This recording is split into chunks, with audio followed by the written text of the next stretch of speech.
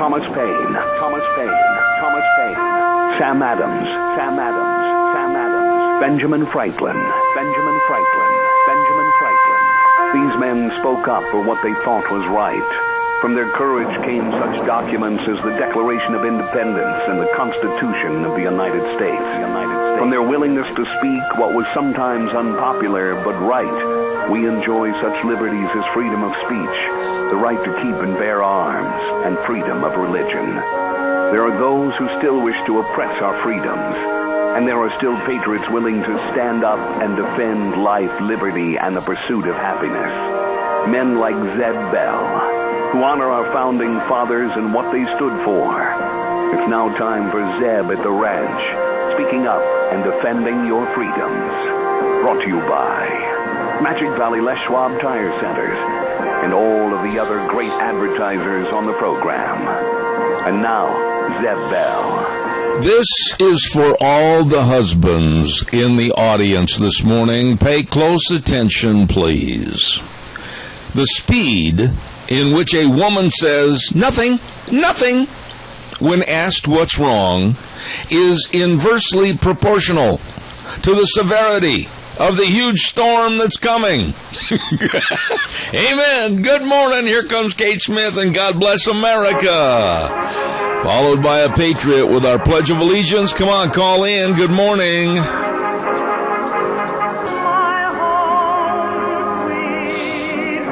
Oh, good morning. Good Monday morning, Zeb at the Ranch. I'm Zeb Bell with our major sponsor, your Magic Valley Les Schwab Tire Centers. All 7 locations serving you, along with some of our great advertisers like Western Way Services, always at your disposal. Call, get on the route service at 734-6969. And, of course, Valley-wide Home and Ranch, 910 South Oneida in Rupert. Everything for the farm, the home, and the ranch at Valley-wide. And right now, without further ado, let's go to our Pledge of Allegiance person. Good morning. I pledge allegiance to the flag of the United States of America and to the republic for which it stands, one nation under God, indivisible, with liberty and justice for all. Well, Lorna, thank you. That was very nice. Call back and do it again real soon, okay? Okay. God bless you. Thank you so much. Very, very nice lady right there. We have got so much to get into this morning on this Monday. A lot of nice people I want to mention. I hope I don't forget anybody. But right now, let's go to the weather. And the weather is brought to you by Cheney Flooring and Home Design, 1228 Oakley Avenue in Burley. Look for the blue door. Don't forget Mondays are Mohawk Monday. And when it comes to carpet, you can get almost any design or pattern your heart desires. And they have everything from a tall, soft carpet to a short pattern one right there at Cheney Flooring and Home Design. You be sure and stop in and see them. Everything you need to make your house a home at Cheney Flooring and Home Design. Carpet and flooring, kitchen construction, home decor items. Yup. Cheney Flooring and Home Design, 1228 Oakley Avenue in Burley. And right now, here's the weather. Here's your weather forecast as we kick off the final work week in September. It looks like sunny skies for today. Last 2 nice days that we're going to have this week, of course, the blood moon last night. Totally awesome with the lunar eclipse. Looking at sunny skies for today, high of 80, tonight low of 48. Tomorrow, sunny skies, high of 83 with an overnight low of 50. Now, Wednesday, clouds are going to be rolling in. Temperature is going to be in the low 80s. And then for Thursday and Friday, looks like rain showers are going to be in the forecast. Highs are going to be in the upper 60s, lows in the mid-40s. That's your weather forecast for Zeb at the Ranch. Very well done, Gina. Thank you very much. Brought to you by Cheney Flooring and Home Design, 1228 Oakley Avenue in Burley. Look for the blue door, and they can help you. Oh, we've got a lot to comment on. Let me just get a couple of things out of the way here real quick. Number one, I want to say a thank you to Mr. Bruce Ford and his kindness. This man is so nice at the lunch bunch. He's always making and giving people gifts, and God bless him. What a nice, kind man, and I really appreciate it. And also, I want to give thanks to somebody a dynamic duo that absolutely they've helped Deanne and I. Diane, oh boy, she's going to love that. Known her for 45 years. My lovely wife, Deanne, better known as Goober. And I want to say thank you to Jimmy and Frida Flowers. They are so kind in helping us get organized every month for the Lunch Bunch. So Bruce Ford and Jimmy and Frida, thank you so much. And I've got two other people I want to thank in just a moment, so stand by. This really, really is good. SafeLink Internet, don't forget, 677-8000. And no contracts, unlimited data, no credit checks. And it is the best of high-speed internet. Number one choice for wireless internet here in this area, 18 years and counting. Be sure and give them a call, please. They can help you. Goober and I just absolutely have had them here in this office, oh gosh, 7 or 8 years now, and we're very happy you will be too. SafeLink Internet, 677-8000. And including also a big thank you to our dear friends at Daryl's Cleaners. Stopped in there the other day, dropped off a bunch of rumply-crumplies, and I know that when we go to pick them up, they'll be brand spanking new. And by the way, too, there's a lot of people that have, I don't know how to say this, antique items, like clothing and maybe something special, heirlooms through the family. And Kevin, they've got a restoration process for a lot of those items. So check it out at Daryl's Cleaners, 1223 Albion Avenue in Burley. Always the very best at Daryl's Cleaners.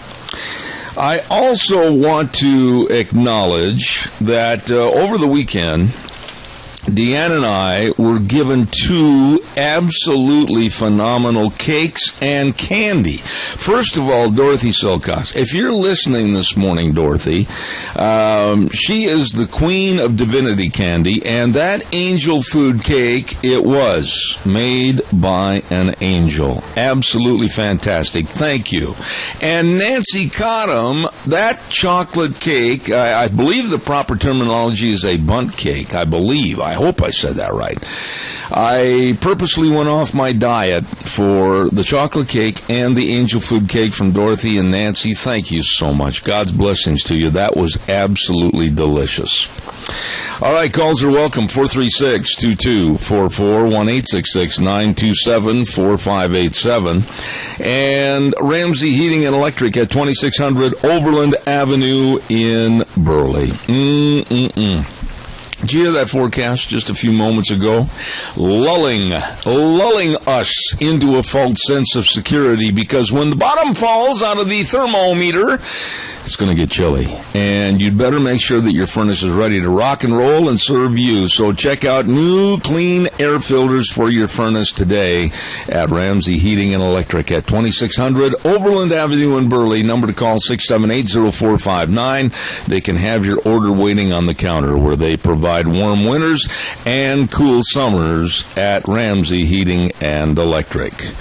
And before we get started on some of our other items this morning, I also want to remind you that tonight, Monday night, tonight at 7 p.m., Pastor Sharam Hadidian, I hope I said that name right, will be speaking on the Chrislam Exposed, the lie that there is a common God between Christianity and Islam. It's going to be very interesting tonight at the Eastside Baptist Church on Eastland Drive, just north of Kmart. Now, also in accordance with this message about Pastor Sharam Hadidian, we are going to have him on the air Wednesday. He's going to be on our program for a full hour from 10:06 to 11, so don't miss that. Tonight he'll be at the Eastside Baptist Church in Twin. Tomorrow, Tuesday at 7 p.m., Magic Valley Evangelical Church in Jerome. And Wednesday he'll be speaking at the Canyon Crest Event Center at 7:30 p.m. So he's going to be here for 3 days, and we certainly want you to be in attendance. Don't forget Denny's Restaurant, 611 Overland in Burley and 291 Poline in Twin Falls. Now, here's what's really great. We had Lunch Bunch over there the other day, and not only is Lunch Bunch and the food, it's all fun and everything, but the menu items are absolutely fantastic, whether you decide to go with breakfast, lunch, and or dinner. And everybody just enjoys going there and enjoying great things like a fantastic 4-cheese omelet or the all-you-can-eat pancakes. Hello, Jimmy.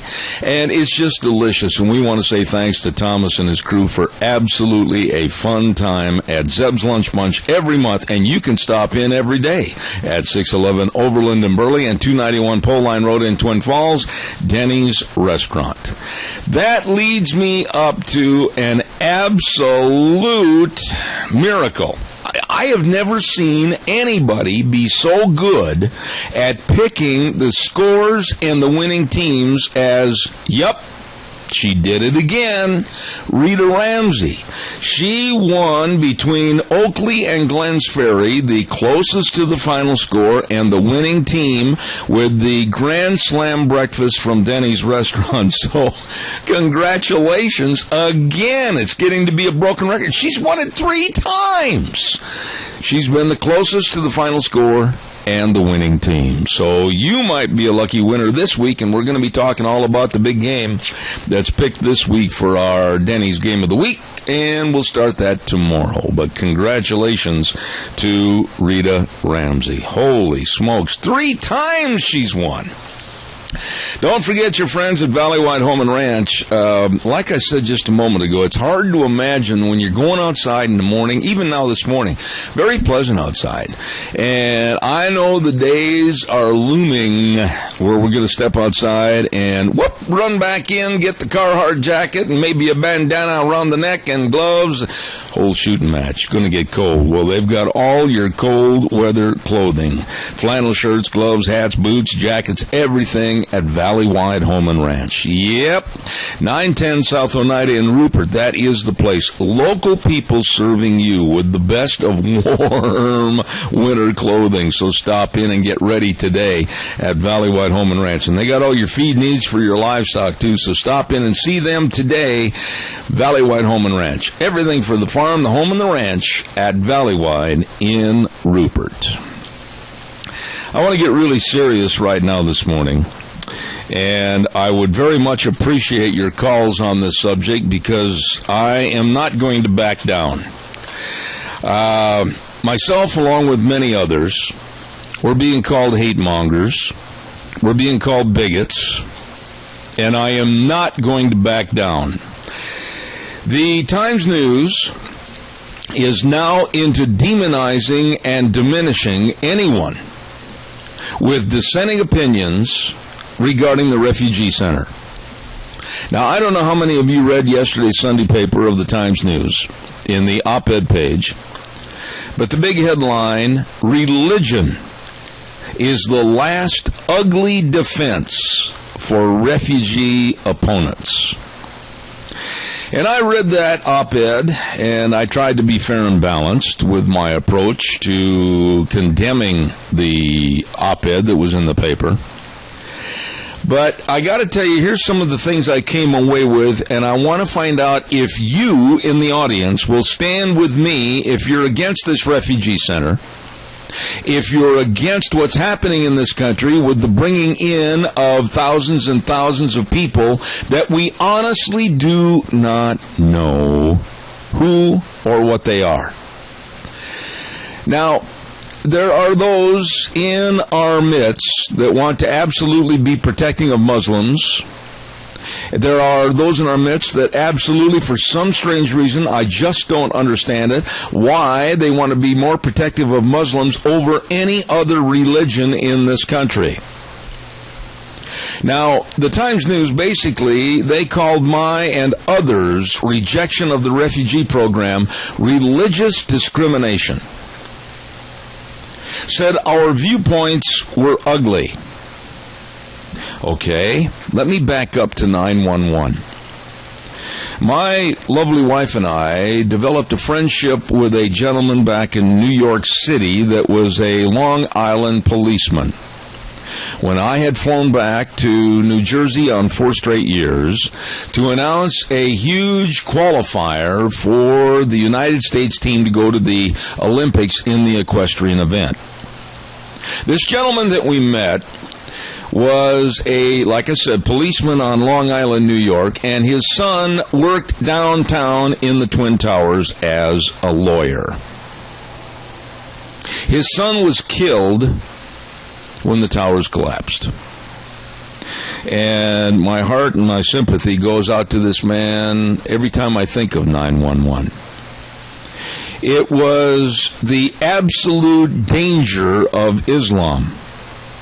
It was the absolute danger of Muslims that have radicalized themselves into hating and wanting to kill everyone that walks, that does not agree with their ideology.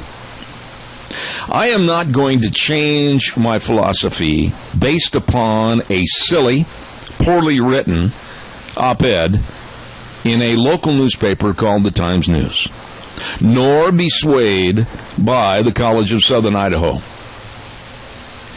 They basically compared our concerns and worries to a hate group that you have never heard me on this program say anything but negative about, and that's the Southern Poverty Law Center.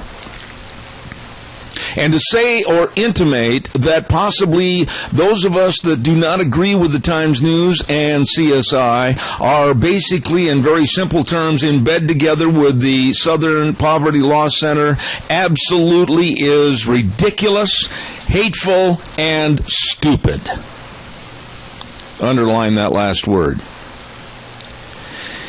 But now we are supposedly guilty, according to this Times-News editorial, we're guilty of business leaders not wanting to come here to the Magic Valley because of our concerns. That really offended me. If we don't fall into lockstep with CSI and the Times-News, then we are the bigots, we are the hate mongers, we are the ones that are denigrating possibility of increased business in this area. That really is ludicrous. Caller, good morning, you're on the air. Yes, good morning, Zeb. I've got that article in my hand right now. We are the fringe group. This Bolshevik newspaper we've got right now doesn't give a rip about the safety and security of the people in Twin Falls here. We are being invaded by insurgents. We don't know who they are. And regardless of who they are, we're going to end up paying for maybe a bunch of terrorists that are moving into Twin Falls. All right, now, Tony, stop for just a minute. And this, again, will be taken and construed by these narrow-minded people at CSI and also the Times-News. I do not want to see our culture changed. I do not want to see it stretched. I do not want to see it diminished. It's a Western culture. It's a culture of cohesiveness and getting together and helping our neighbors. I don't want to see our culture change, and that's another reason I'm against this. Well, you know, a lot of people out there are very happy about a demographic change. That is, until it moves into their neighborhood. That's right. That's right. Then they're going to find out what it's all about. Tony, I appreciate your call to start things off this morning. God bless you, my friend. Thank you. Okay, thank you. Caller number 2, don't you dare go away. I'll be right with you. I want to remind everybody that on Tuesdays, Minnecasia Sales, 1321 East Main Street in Burley, right across from the airport, sponsors Dr. History with all the lumber, all the carpet, all the windows. Oh, by the way, they've got the Western windows, and you can save on your heating and cooling bills. Very energy efficient. Zach and the rest of the crew serving you at Minnecasia Sales, 1321 East Main in Burley, and they sponsor Dr. History. Real quick, too, caller, before I get you on the air, Rogge Auctions. Oh, my goodness, they got a ripping good sale going on October 3rd. That's coming up this next Saturday at 11 a.m. sharp. The Hollinger liquidation sale, 3800 North, 4000 East of Hanson. All kinds of farm equipment, the best of tractors, the best of guns. Don't forget, lunch is going to be served on the ground. You don't want to miss this sale because it's managed by real professionals. Rogge Auctions. This coming Saturday, October 3rd, 11 a.m. sharp. Hollinger liquidation sale, 3800 North, 4000 East of Hanson. Be there. Rogge Auctions. This is a great, great sale. Caller, good morning. You're on the air. They hung up, sir. Sorry about that. Well, we got to have a little patience. I got to pay the bills, too. So please call back, 436-2244, 1-866-927-4587. CSI and the Times News say that all the facts are in. That really bothers me. It's as if they know absolutely everything about this refugee input in our society. They know everything there is to know. Those two entities know everything. They are the encyclopedias of complete knowledge about refugees. They said the facts are in. And that we, people that are questioning the refugee center, people that are questioning whether or not that we're really doing the smart thing by welcoming people in that we really don't know who or what they represent, we're supposedly wrong. Good morning, caller. You're on the air. Yeah, Zeb, I was in Wyoming last week, and there was on the TV station, there was they were showing this video of this cub bear playing in a hammock in the backyard, and I know it's going through all the social media. But anyway, the anchor person was saying, oh, they just want to be our friend. They just want those bears. They're so cute. They just want to be our friends. In fact, there was a bear that was on somebody's balcony looking in the windows. They just want to be our friends. They just want to be our friends. And I'm thinking, yeah, right. Now, isn't that kind of what's going on with these refugees? They may or may not be nice, but I doubt it. Well, you know, the thing is, I am not lumping everybody together, and I'm not saying they're all bad. Neither are you. Neither are you. But you know, my concerns for the community, my concerns for the financing of this program, my concern for the caring of these people and their welfare, my concern for their ideology, my concern for their backgrounds, my concern for our culture, and my concerns for our area. Why in the world would the Times News and CSI basically say, hey, all you are is absolutely promoting hate by asking these questions and not joining in lockstep with what we say? I'm not going to join in. No, well, and it only takes one. I mean, have they really researched these people? No. Because all it would take is one person to get in under the radar. You know? The end of their op-ed piece left me so mad that one of my Tony Lama boots almost narrowly missed going through my new TV screen. They said simply... Wow. And we simply cannot allow hate to prevail. Your concerns are not hate. Your questions are not hate. Your absolute empathy for what's going on with this situation is not hate. We need to have more answers, and the entirety of the United States is not getting the answers, or the FBI and Homeland Security wouldn't have said that they're very concerned. Yeah, well, I mean, and if we keep telling the people coming out of Mexico they need to learn English, because that's the United States culture, then they need to respect our right to that we've lived with for all this, all these years with religion and stuff. And I'm not saying they need to convert, but it shouldn't take precedence over whatever religion you have and I have. No, and I'll tell you something else. Franklin Graham, Billy Graham's son, who I have a lot of respect for, said the most common sense thing about 3-4 weeks ago that anybody has brought up. If the United States is really concerned for these people and their welfare and their future and how their families are being basically dug up out of their society and placed around different parts of the world, why doesn't the United States use even a smaller fraction of the money and try to make sure that there's safe areas in their own country so that they can develop their power through their own internal government and take over the bad guys? Amen, amen, amen. There you go. God bless you for your call. Thank you. Thank you very much.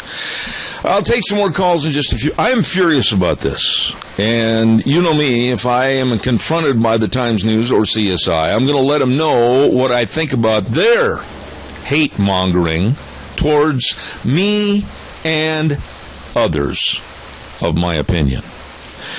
Calls will be welcome, 436-2244. I've got to give some donuts away. Not donuts. The big cinnamon rolls in just a minute. Stay tuned.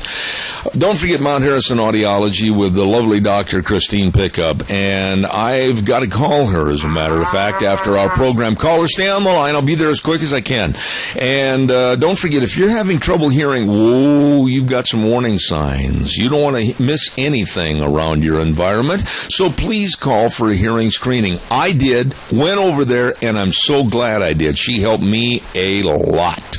Don't forget Mount Harrison Audiology, right across from the Minidoka Hospital Emergency Room, and the number to call and make an appointment is 312-0957. Mount Harrison Audiology and Hearing Aids with Dr. Pickup. Absolutely, don't put that on the back burner. Take care of it today. Call her real quick, because I've got to give away some cinnamon rolls. Go ahead with your comment, please. Well, my comment, of course, is what you've been talking about, the Times News editorial and so forth, but people have to realize that Islam is about 85% political, only 15% religion. And if you read the Quran like a novel, you get to the end and it says, if they don't convert, us infidels don't convert, then they're commanded to kill us. And so the Times News is trying to point this out, that it's just a religion that we're attacking. They're calling us haters. And I've got a really good friend, and for years it's a Muslim. But what he says, I ask him, I says, well, why don't you guys take a stand? They're afraid of fear. It's a religion of fear and hatred. And that's what Islam is. Islam is evil. And, of course, Pastor Hadian's going to be at the Eastside Baptist Church on Eastland tonight at 7 o'clock. And I hope people will come out and hear him. If they haven't heard him, they need to hear him in person. And I know you've had him on the program, and I think you got him on again this week. Is that correct? That is correct, Adrian. I've got him on Wednesday morning at 10:06. I've got to get in my next commercial, but I wanted to thank you. One of the paragraphs in that article of that op-ed yesterday in the Times News. Here's a paragraph, and give me a short answer, because I can't let you go on. I got to get a commercial in here. Here's what they said yesterday that infuriated me. Quote, yet faced with the facts about the refugee program, religious discrimination is the only leg opposition groups have left to stand on, and it's an ugly one. I am highly offended by that, because we have laid out in very simplistic terms why the refugee program in various areas of the United States has been very dangerous. Look at Minneapolis, Minnesota. Look at what happened in New Jersey. Look at what's happened in New York. Look at what's happened in Texas. Look at what even has happened with a court case with one of the refugees in Boise, Idaho, and I am absolutely incensed against the Times News. Well, absolutely, and like I say, they just try to point it out. It's a religion. They call us haters. The people on this committee associated with, we do not hate Muslims. We only hate those that follow the Quran, that want to kill us, and we've got all of these people, the FBI and so forth. They just brushed over this like, it's just a little deal here, a little deal there.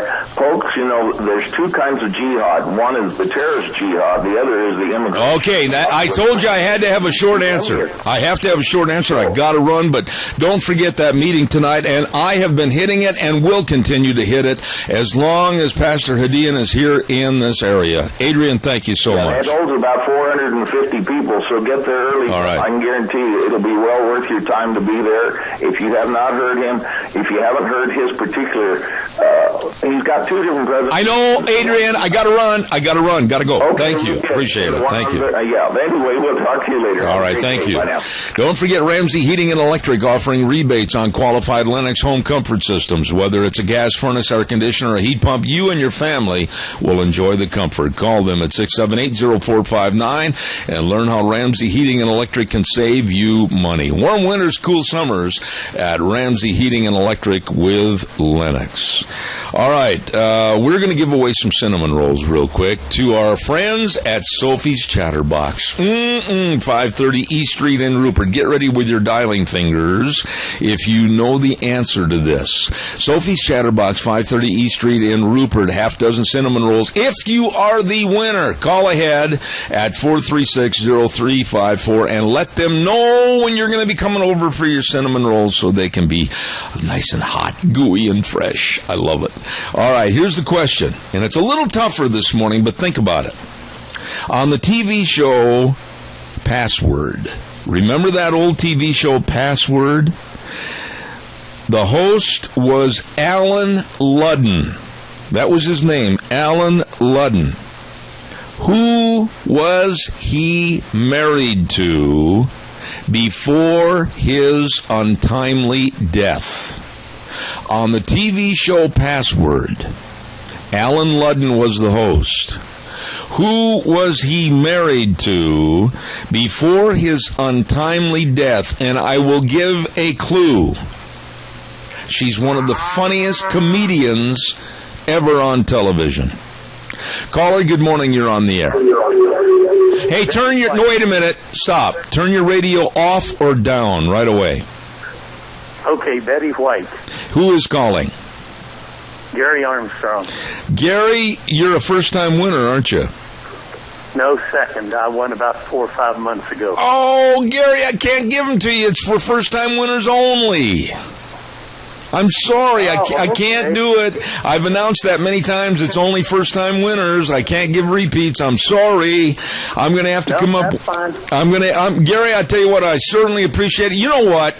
I'm going to give you the cinnamon rolls, but here's the deal. You've got to promise me you're going to share them with somebody else 50-50. How's that? I will do that fine. I will do that especially for you because I love your program. All right, Gary, I'm going to let you have them, but you got to promise me you're going to call me and say, I split the great big huge cinnamon rolls with so-and-so. Thank you. I will. I will do that. I will split them with some guys here at work. All right, you got it, Gary. Thank you so much. And I will remember that it's first-time callers only from now on. And you did have the right answer. It was Betty White. She is still in her 90s, a very funny comedian. Thank you. Thank you very much. All right, thanks. All right, Sophie's Chatterbox, 530 East Street in Rupert on the Rupert Square breakfast, lunch, and dinner. It's great at Sophie's Chatterbox. Well, here we go. Give me a call, 436-2244, 1-866-927-4587. What do you think about this program? I do not like being called a hate monger and a bigot. I had enough of that with the Times News back in 2007 before Obama was elected as president. Some of the people at the Times News, one of which just came back to work there again, his day's coming as far as I'm concerned, because I am not going to forget. I'm like a big, fat old elephant. I'm going to remember exactly what they wrote about me and what they said. I am absolutely adamant that this kind of an op-ed piece, basically saying, well, we have all the facts. All you little people out there, what are you doing still worrying about the refugee center and our refugees? Why, we have all the facts. We know everything. And if you don't fall into lockstep with us, that's because you're a hater. And that's also because you just don't understand. Well, I'll tell you what, Times News, and I'll tell you what, CSI, I'm not going to stop my attack on your attitude. And how dare you blame me and others for being very concerned for our families, our communities, and our welfare, saying, well, business leaders aren't going to come in because of your hatred, meaning our hatred. How dare you? Berry Equipment and Rental. Don't forget 3 locations serving you in Twin Falls, Jerome, and 159 West Highway 30 in Burley. Wow. Have you driven by and seen those big Doosan loaders out there? You know what? You see those Doosan loaders, that kind of an orange color, and they're all polished up and everything, and they just exude power. They look like a huge, big old linebacker ready to get the job done for you. They are something. As a matter of fact, all the equipment at Berry Equipment and Rental is the equipment that will get the job done right. Stop in and see them today. Store hours Monday through Friday, 7:30 to 5:30, Saturdays 8 to 5. Berry Equipment and Rental. Locations on Addison Avenue West, Twin Falls, South Lincoln and Jerome, 159 West Highway 30 in Burley. And by the way, too, don't forget Burley Physical Therapy and Rehabilitation. I'm going to start going over there this next week again. I've got to get that hip work done. I got to get my shoulders work done. I'm just a complete rework in progress. Burley Physical Therapy and Rehabilitation, 1263 Bennett Avenue, Suite 2 in Burley. Really knowledgeable physical therapists, headed up by Nick Greenwell. They know all the exercises. They know all the sports medicine. They've got the hydrotherapy pool. Yes, they can help you get back to feeling and being you. Call them for an appointment today at 678-1191. Burley Physical Therapy and Rehabilitation, 1263 Bennett Avenue, Suite 2 in Burley. Don't weaken on me. Give me a call, 436-2244, 1-866-927-4587. Oh, boy, Deanne, that sounds good, doesn't it? French toast. Oh, you want me to say that Sophie's Chatterbox special for tomorrow, Tuesday, will be banana bread. French toast. Oh. Doesn't that sound good? That sounds delicious. All right, thank you very much. Calls welcome, 436-2244, 1-866-927-4587. What are your thoughts about that op-ed? And here's another paragraph that absolutely left me really questioning whether or not they've followed any other news stories from the Homeland Security Office or the FBI. The person or persons that sat down and tried to pen this op-ed wrote this, quote, "The screening process has become more thorough." Oh, gee. Like they said in previous editorials, it's always been so thorough. Now it's become more thorough. Refugees go through multiple rounds of screening, including on-the-ground interviews with U.S. intelligence officials over the course of years. That is a bunch of baloney. That is a bunch of baloney. Cowboy terminology, wanted to come in but didn't. You know, we've heard the FBI. We've heard Mike McCall, chairman of the Homeland Security Committee, say that with as fast as these refugees are being brought into this country and then moved to various areas, they haven't got a clue. How dare the Times News say, years of intelligence. I'm just so offended with the Times News and CSI thinking that we can't think for ourselves, reason for ourselves, and have a difference of opinion. And there was a letter in the paper yesterday that basically said, hey, put the refugee center to a vote. Put it to a vote here in the people's court, if you will. Let us vote whether or not we like what's being done, we want what's being done through our local college. And the persistent attitude of the Times News to say all is well and they know more than we do. Put it to a vote. That'll never happen. Calls welcome, 436-2244, 1-866-927-4587. I promise you I will not weaken on this subject. There's too much at stake. Good morning, caller. You're on the air. Yeah, that article in the paper yesterday, I started reading on that, and I literally just about threw up. I mean, why or how can a newspaper tell such blatant lies and think they're getting away with it?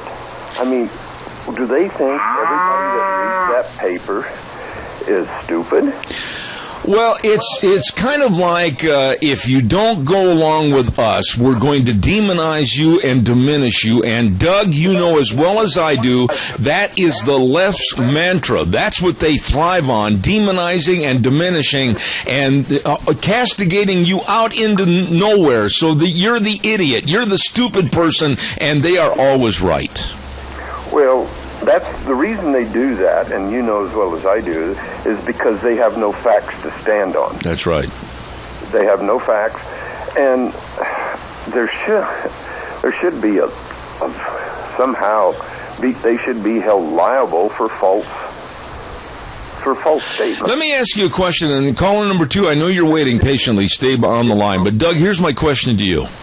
Why, after everything that has happened in the world with ISIS and Al-Qaeda, etc., dating back to 9/11 and increasingly becoming more devilish and devastating, and of course it's not Presbyterians that did this, it's Islam and it's Muslims, why are we as a society, like the Times News and CSI, why are they so protective of this group of people?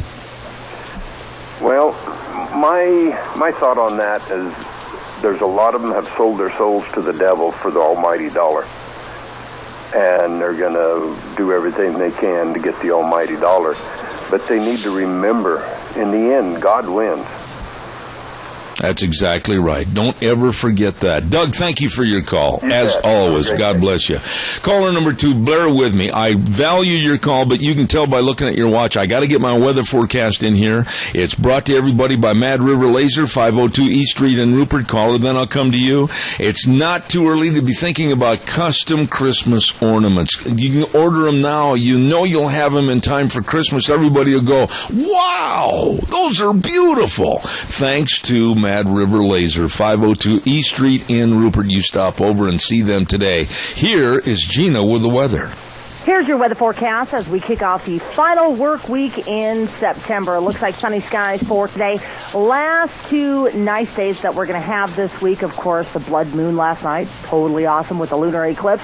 Looking at sunny skies for today, high of 80, tonight low of 48. Tomorrow, sunny skies, high of 83 with an overnight low of 50. Now, Wednesday, clouds are going to be rolling in. Temperature is going to be in the low 80s. And then for Thursday and Friday, looks like rain showers are going to be in the forecast. Highs are going to be in the upper 60s, lows in the mid-40s. That's your weather forecast for Zeb at the Ranch. All right, Gina, thank you. Brought to everybody by my friends, Nicole and the crew at Mad River Laser. They are so good with all your business promotional items and now Christmas ornaments. 502 East Street in Rupert. Thank you. Caller, I'm so sorry. Thank you very much. You're sure welcome, Zeb.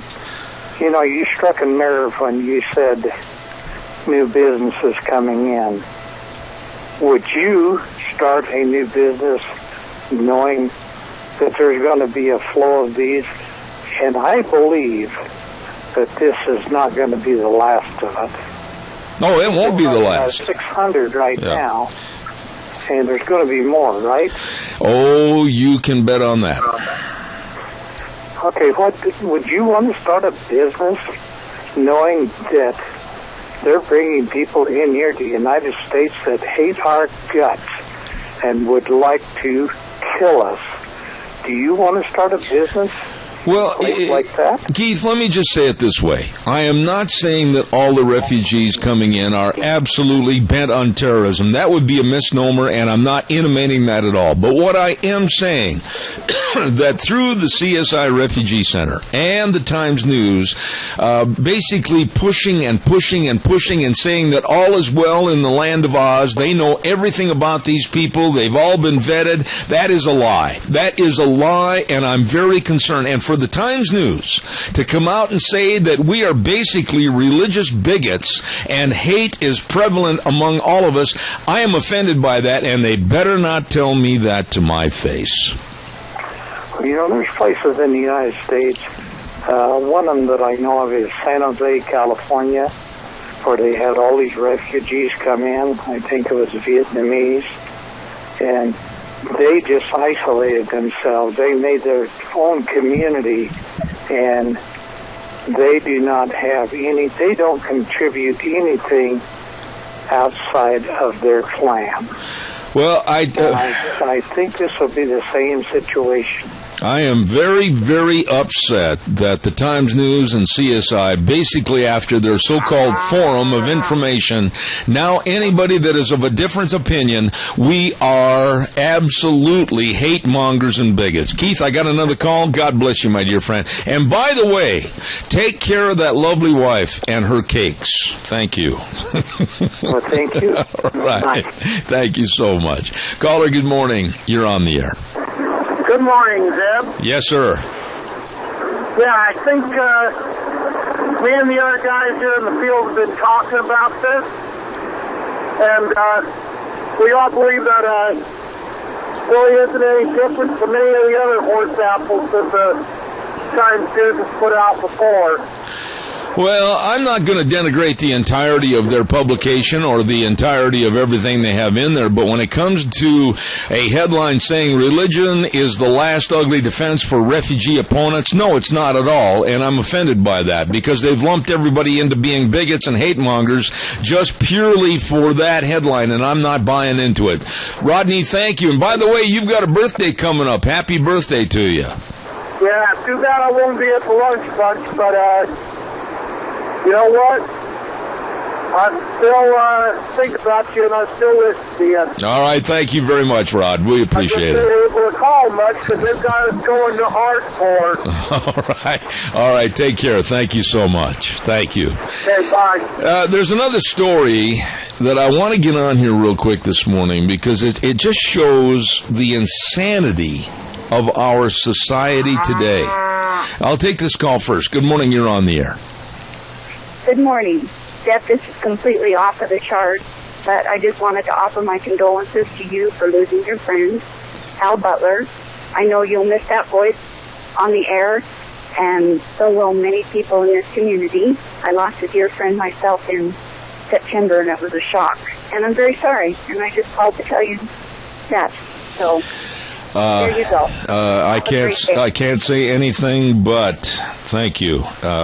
You're welcome. Al was a very special friend of this program, and I will hardly miss his calls. I will miss his Pledge of Allegiance. I know. And I will miss his needling, and thank you very much for your call. Yeah. Thank you. Thank you. That was a hard deal this weekend for me to officiate that memorial service, but very dear friend Al Butler, thank you for your kind comments. Right now, ladies and gentlemen, I want to move on to another story, if I could, in the time remaining. And it just shows the political correctness of our society and how it is so insane. A New Jersey high school football player was on campus, and all of a sudden he noticed that there was a bully picking on a blind student at that school. Can you imagine the lowlife that was picking on a blind student at the school, and he was hitting the blind student? This football player walked over and bang, one punch, put the bully on the ground, and the bully deserved to be there. Bang, that's it. Well, the bully was arrested and charged. But here's where I'm going nuts with this story. The school is still considering suspending the football player, not allowing him to play, not allowing him to come to class because of the anti-fighting on the school campus. They should have given the kid an award for being one of the best citizens in the community. They should have held him up to other students as to someone that they could look up to and admire for what he did. How dare the idiocy of our society today? When someone is being picked on because of their frailties, because of something that they have as an affliction, and some lowlife goes over and is hitting and picking on a blind person, and this high school football player went over and bang, that's it. End of story. You're on the ground, dude. They should take that young man, that football player, and they should say, this is a model citizen for standing up for what's right. How dare they, in the stupidity of political correctness in our society today, and the stupidity of education in most circles, think about suspending this young man. God bless him. Don't forget your Magic Valley Les Schwab Tire Centers, all 7 locations. serving you and your family with the best of tires, and I mean that, the best of tires, for all your driving need. And you better be sure and check your tires for your winter driving at your Magic Valley Les Schwab Tire Centers, along with the best in brake service, professionally trained technicians, the best warranty in the industry. The batteries, make sure you're going to get up in the morning, turn the key, and it's going to get you to work. They've got the best in batteries right there at your Magic Valley Les Schwab Tire Center. Stop in and see Lane and Rupert, Dave on Blue Lakes and Twin, Mike and Buell, Mike and Jerome, the Twist family in Paul, John on Poline in Twin Falls, and Randy on Overland in Burley. The best in service to you, your Magic Valley Les Schwab Tire Centers. Call her quickly. I've only got a minute and a half. Go ahead. Yeah, if I've been a football player and stood up for that blind kid like that, my dad would have simply said, "That's my boy, and I'm proud of him." Absolutely. I appreciate your comment again. Thank you, sir. That's well stated. So would my dad. Catch you later. So would my dad. Caller, good morning. You're on the air. Hey, I want to, just talking about high school football, I want to apologize to the Canyon Ridge fans that maybe listened to the game when they played Minico the other night, because the announcer for 970 AM said some things that were not at all appropriate. A Canyon Ridge player went off with a neck brace into the ambulance, and he said, "Well, I'm glad at least that's not a Minico player, it's a Canyon Ridge player." Oh, that's disgusting. And then later on in the game, he said Minico was whipping the ass off of Canyon Ridge, and that's you guys' radio station. Whoa, wait a minute. I'm not going to stand for that. That's you guys. Don't compare me with that other station, because I had nothing to do with it, and I will not be lumped into that category. Don't do that. Don't do that. I apologize for that. But this is affiliated. But don't ever compare something like that sick and insane comment by a sportscaster that should not be broadcasting. Don't ever compare that with anything with my show or affiliated with my show. That's not going to be allowed on my program. All right, but you guys aren't at all. Don't say you guys. I own this program, not the station, nobody but me. Don't associate or assimilate those comments at all. I do apologize, Deb, and it sounds to me like you're on the same page as me. That was uncalled for. Absolutely. And if anybody had any common sense, they would take that sportscaster off the air, because I never go along with that kind of an attitude. I've done more sports than most all of these other yahoos that are on the air right now. I started back in '69, and those kind of comments are pathetic, juvenile, and absolutely not warranted. Okay? There you go. Thank you, sir. Thank you. Straight, because I apologize for saying that. All right. Thank you, sir. It was at all.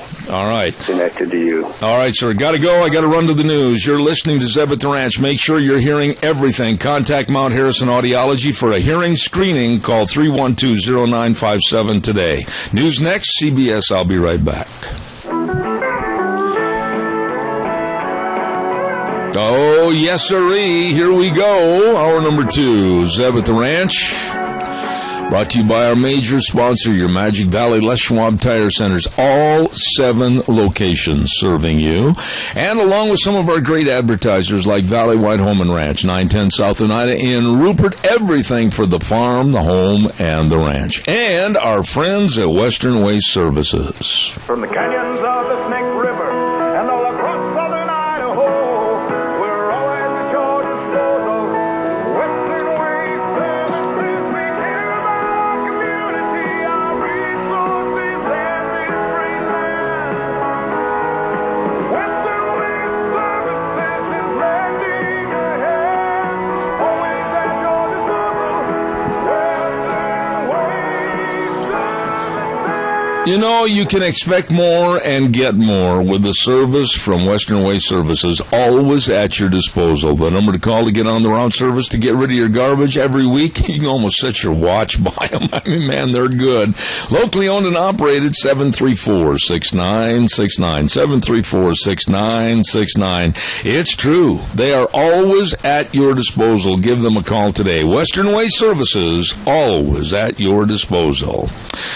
Want to also say thank you very much to Cheney Flooring and Home Design at 1228 Oakley Avenue in Burley. Every morning we start the program right after the pledge with, of course, our weather forecast brought to you by Cheney Flooring and Home Design. Look for the blue door. They've got everything as far as carpet and flooring, kitchen construction, home decor items, whatever you need to make your house a home. At Cheney Flooring and Home Design in Burley, look for the blue door at 1228 Oakley Avenue in Burley. Some really wonderful people that serve you, and it's at a time when everything just absolutely goes to a standstill, and then a time is so critical, and that's when there's the passing of a loved one. Hanson Mortuary at 710 6th Street in Rupert with Joel Heward and his staff and his family. Very flexible hours. They will be there when you need them, when you call them. Please remember, they always treat you with the highest ethical standards with unquestioned integrity. So call them today at 436-5636. That number again, 436-5636. Hanson Mortuary, 710 6th Street in Rupert. Really nice people. Want to remind you, too, that the Denny's football forecast, we're going to be telling you about this week's game of the week, brought to you by Denny's at 611 Overland in Burley. And if you enter and pick the right team and the closest to the final score, you will win a Grand Slam breakfast at Denny's. And Rita Ramsey did it again this weekend. Third time she's won it. Man, she is quite the prognosticator. Congratulations to Rita, and thanks to Denny's Restaurant, 611 Overland in Burley. Right now it's Monday, and that means we go on the phone line, and I get a chance to talk to a very, very good friend, and that means Doug Johnson in Colorado. Good morning, Doug. How are you? Good morning, Zeb. Good. How are you? Well, I don't even know where to start. I will say this, and I want to get your opinion on this, and it might seem picky to me, but or for me to say this, and you can feel free to criticize me. I've got broad shoulders. I thought that the network's covering of the Pope was way out of bounds, way exaggerated, and I think it diminished the other very important news items that were on the news cycles for those 4 or 5 days. What are your thoughts? Well, I just have to go along with you only because I didn't see any of it. I did not see 1 second of coverage of the Pope. Shows you how little I watch TV anymore. I've just had it with TV, so I really don't know, to be honest with you. Well, it's not saying that you watched it or didn't watch it, but I will say that I watch the news on various channels to get an overview of what's going on in the nation and the world, and then also with my subscription to 3 or 4 different newspapers. But I found that from early in the morning till late at night, following this man and doing everything about, well, he's going to speak here, here's what the gist of his speech was, there were many other news items that needed to stay in front of the American public, and they didn't do it. Well, that wouldn't surprise me, given that he is very much a leftist, some say a Marxist, which I would tend to lean towards myself, and I think that he fits in with the ideology of the media, so they would want to promote that, I think, and put the attention on him, especially since so much of what he is saying in so many areas aligns with what Obama says, and they want people to see this as an approval of what Obama is doing, I think. I think one of the things I'd like to talk to you a little bit about, and I know you put it in your blog, and God bless you for everything that you put in your blog. Boehner, McConnell, the Republicans, a mess, a roadmap to success, all of those things fall together. We need help, and I think the Republicans right now, with John Boehner saying he's going to retire at the end of October, I'd like to see Mitch McConnell also issue a statement saying, I'm out of here. What are your thoughts? Well, I would agree, and I think we'll take the two of them. They're really two separate topics, even though they're interrelated. Boehner leaving is excellent news. As I said to somebody who contacted me on Friday, I said I'm not holding my breath about anything good happening as a result of it, but it's a nice way to start the weekend with that kind of news. I do think there's going to be a real power play now in the House, and there's a lot of scuttlebutt out there that a deal was already made behind the scenes, that no matter what face they put on it, they're going to put somebody like Kevin McCarthy in to replace him, who is just a clone of John Boehner. And if that's the case, it does no good for America. However, on the other hand, if the conservatives are successful at fighting, and they are in the minority, but if they are successful in fighting and winning, and you get somebody good in the speakership, that could be huge, because all of a sudden we would have a House that would actually use its power of the purse, its power under the Constitution, to hold the executive branch in check, to hold the judicial branch in check, and I think that would be excellent. So from that standpoint, I think we do have hope here, and we need to be really not just calling representatives and whatever and telling them what we'd like, but we also need to be keeping our House of Representatives in prayer during this process. On the other side, Mitch McConnell, it would be great if he was gone. I've always believed that the man who I would like to see head the Senate, more than I'd like to see him as president, and I have a high respect for him, is Ted Cruz. I think Ted Cruz would be wonderful as head of the Senate, and I don't think that's going to happen, but to get rid of McConnell and try and get somebody else in there would be great, because right now all we have is a Congress, both houses of Congress, that do nothing but rubber stamp what Obama wants to do, and you might as well have a dictatorship at that point. Absolutely.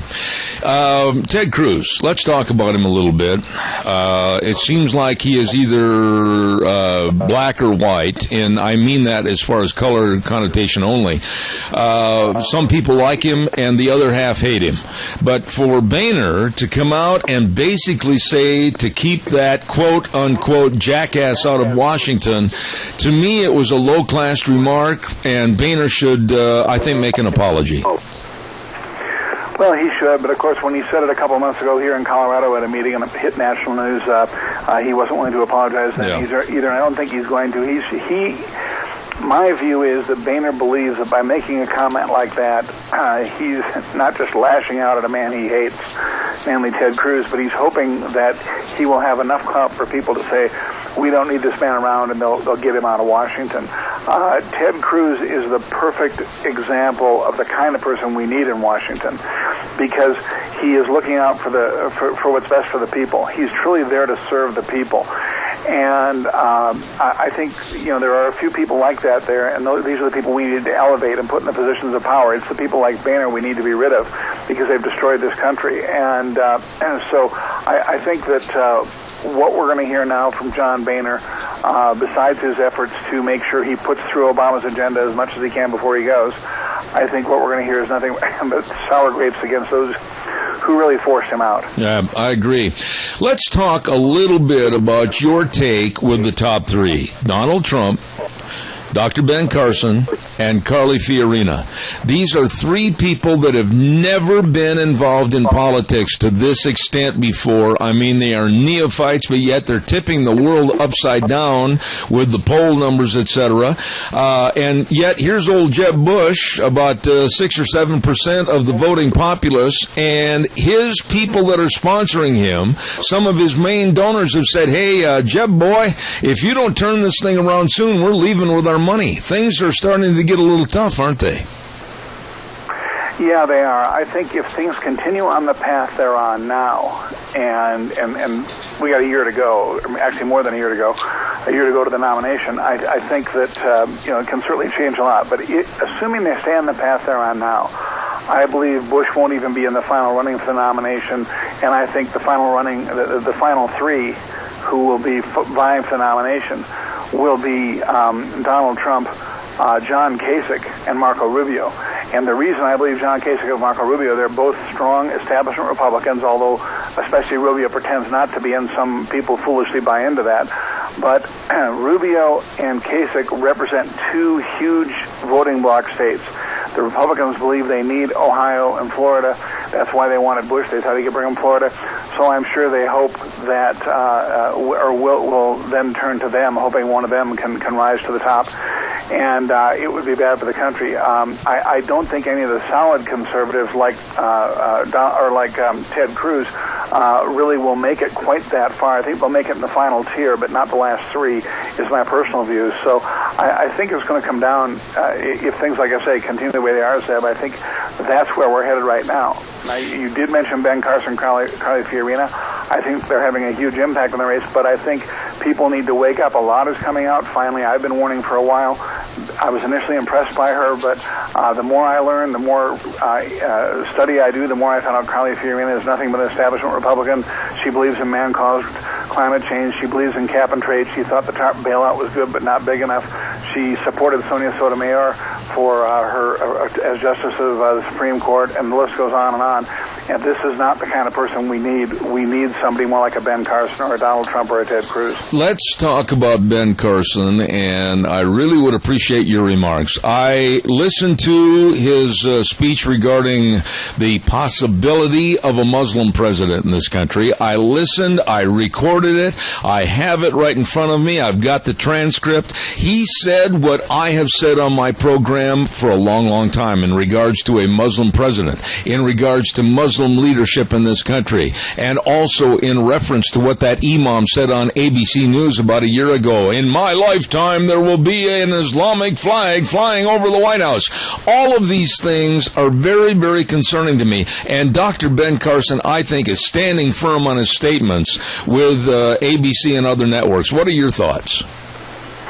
Yeah, I think that he's absolutely standing firm, which is excellent. The media doesn't know what to do about this. They usually can browbeat somebody into apologies and backtracking, and the two candidates more than anybody who don't backtrack. Well, Ted Cruz doesn't either. He hasn't been put in this position yet. But on controversial issues like this, or at least they want them to be controversial, Ben Carson and Donald Trump don't back off. And this, what's interesting about it, Zeb, is the media, and I don't care who you name, pick a network, it doesn't matter, and I mean any network, they all are opposed to this kind of thought. They're all politically correct. And what's interesting about that is that when somebody stands up like that and says what the American people feel, the American people support him. And so contrary to what all the pundits say, what you see is, and what's now being reported is Ben Carson is having a remarkable fundraising growth because of this. Because the American people look at it and say, here's a man of conviction and principle who says something we agree with. We're going to support him. And I think he's a wonderful gift to this campaign, and I applaud him for his strong stand. And the other thing that nobody has said yet, I would bet you thought of it, you may have said it on your show, but I haven't heard it anywhere, is that people, because he's soft-spoken, often say, well, would he be strong enough to be president? Well, I think this shows he's strong enough. This shows he's a very strong man, and I think it's a very positive thing about his character. I agree. Now, let's set this up a little bit for Donald Trump.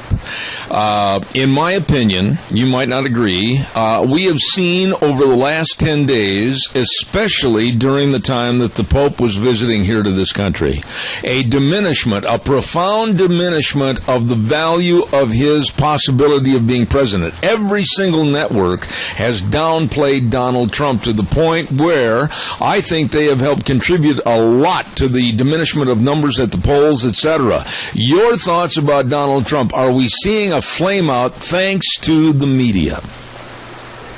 I think they're hoping we're seeing a flame out, but I don't think we are. The Hill put out an article yesterday, I believe it was, I just saw this morning, that is, and I was surprised from the Hill for it to be this objective, but it talked about how the only place that Donald Trump, other than a few odd places here and there where he's gone down a little bit, the only signs of his campaign waning at all are the hope that the media and the pundits put out that he is waning, because in reality there is no waning. He is continuing strong. People are not backing down. And every time he's attacked, all it does is rally all of his supporters behind him. And so I think that he's actually, you almost have to ignore what the media says when it comes to Trump, because they are so biased against him that I don't care who you listen to, you can't really get a true picture of what's going on. But the fact is his popularity is growing, and as I made a point in my current blog, which was not about him, but I referenced him, is no other candidate is drawing in the kind of people he is. He's drawing in minorities that Republicans have never drawn into that number. He's drawing in people who've never voted. He's drawing in Democrats across the aisle, which we haven't seen this way since Reagan. And so I think this has a very unsettled, and I did hear somebody early this morning make the statement, and the first time I'd heard it said this way, they said, at this point it is most likely, the nomination is most likely Donald Trump's to lose. Mm-hmm. And that's a pretty major statement a year out from the nomination. I agree. I want to go to the other side right now, the dark side, if you will, with Hillary Clinton and the rest of the left entourage. Some good friends of mine back in Washington, D.C. that worked for various think tanks, including the Media Research Center, they have kept me supplied with all the information in regards to the emails, and now Hillary saying, she didn't review all of her emails and she wasn't sure what was on them or look at them or did not participate in them. Wait a minute, Doug. This is the Secretary of State, classified for your eyes only, and other people are reviewing her emails? What kind of idiocy is this? Well, sadly, and I'm not defending her at all, I would bet that happens a lot with people in the top level of government on both sides of the aisle. I would bet a lot of them have people close to them that they entrust with this when they shouldn't. And I think the big question with Hillary is, can she survive this? And at this point, it's really hard to tell. There's a lot of speculation out there that she'll fall out of the race or whatever. I won't be surprised at all if at some point she comes up with an excuse like her health or something and says she's getting out. But ultimately, I don't think she'll be held accountable. I think ultimately the worst that will happen to her is she will quietly fade away and walk away from the race. I don't think there will be any accountability legally to her. I think there's too much power in the Clinton clan in our government to do anything. And I remember how the Republicans helped the Democrats circle the wagons to protect Bill Clinton in 1999. It's true. In the trial in the Senate after his impeachment, and the Republicans were the ones who kept him in office and did not hold him accountable for breaking the law. And if they did it for him, I'm sure they will do it for a former First Lady too. Today, Obama is going to be meeting with Putin at the United Nations in New York. Why am I worried? Why am I sweating? Why am I thinking that Obama is going to give away more of the company store? What are your thoughts? Oh, there's no doubt he will. I think he looks at the calendar on a daily basis and has in his head that countdown calendar many people have for how long he'll be in office. He has, looking at it, and this is just my theory, he probably has something like that reminds him daily, I only have this many days left to accomplish my goals, and I have a lot to do, and he is pushing as fast and as hard as he can. And I think that right now the only thing that stands a chance of stopping that, or at least, I shouldn't say, because you're not going to stop it, the only thing that has a chance of deterring it at all will be what happens with whoever's elected to be Speaker of the House. That is so critical. Americans need to understand that it's not a critical office just because the Speaker of the House is third in line to the presidency. But it's critical because that is the office that controls the one part of our government that truly can hold the rest of it to account by the power of the purse. And so this is critically important because I think we're going to see a lot more radical actions on the part of this president, a lot more executive actions, executive orders, and I think they're not going to be good for America. Going to the United Nations, I'm sure he's going to try and get them to do things that he'll try to use to hold America's feet to the fire, and it'll be bad for us. So I think we should be very, very worried, Zeb. Real quick, give me a short answer on this, Doug, even though it deserves much more scrutiny. I learned something this morning that is really scary. Since January of this year, the state of California has issued over 500,000 driver's licenses to illegal aliens. Holy smokes, Doug, that's scary. I'm actually a little speechless. That's amazing. Amazing in a very bad way. I don't know what goes through the minds of these people when they do things like this. This whole fairness thing and whatever is ridiculous. And to me, it's insanity that the people in charge of California or any other state where this kind of stuff happens. My question is always, why haven't the voters thrown them out? Absolutely. I don't understand it for the life of me. And so, I think that, sadly, California always leads the nation. We may say it'll never happen where I am, but you wait, and within a matter of years, it happens all the way across the country. California is like the warning sign for us that we should be aware of. If it's happening there, look out, it's coming our way. Doug, always a pleasure to have you on the program. Author of many books, great Horse Sense blog, Doug Johnson out of Colorado. And God's blessings to you for a great week, and we'll talk to you next Monday. Thanks, Zeb. I look forward to it. Have a good week. Thanks, buddy. Appreciate it. Doug Johnson, a really, really good friend of this program. Thank you very, very much. Don't forget, let's ride. Oh, look at outside. Just look at outside. Yeah, look at the trees that are turning and think how they are up in the higher elevation, the pretty colors and everything. Oh, enjoy the fall. Yes, and get up on a four-wheeler and just take it all in. Well, now let's ride at 270 Highway 24 between Rupert and Heyburn. They've got rebates on Suzuki 4x4s. Oh, enjoy the fall. Yep, this is where the fun is sold, and they've got all the accessories. And they got a great service department, too. And another thing I want to remind you about is that they've got the new Timber Sled snow bikes in. Oh, that's right around the corner. Let's ride. 270 Highway 24 between Rupert and Heyburn, and that is where the fun is sold.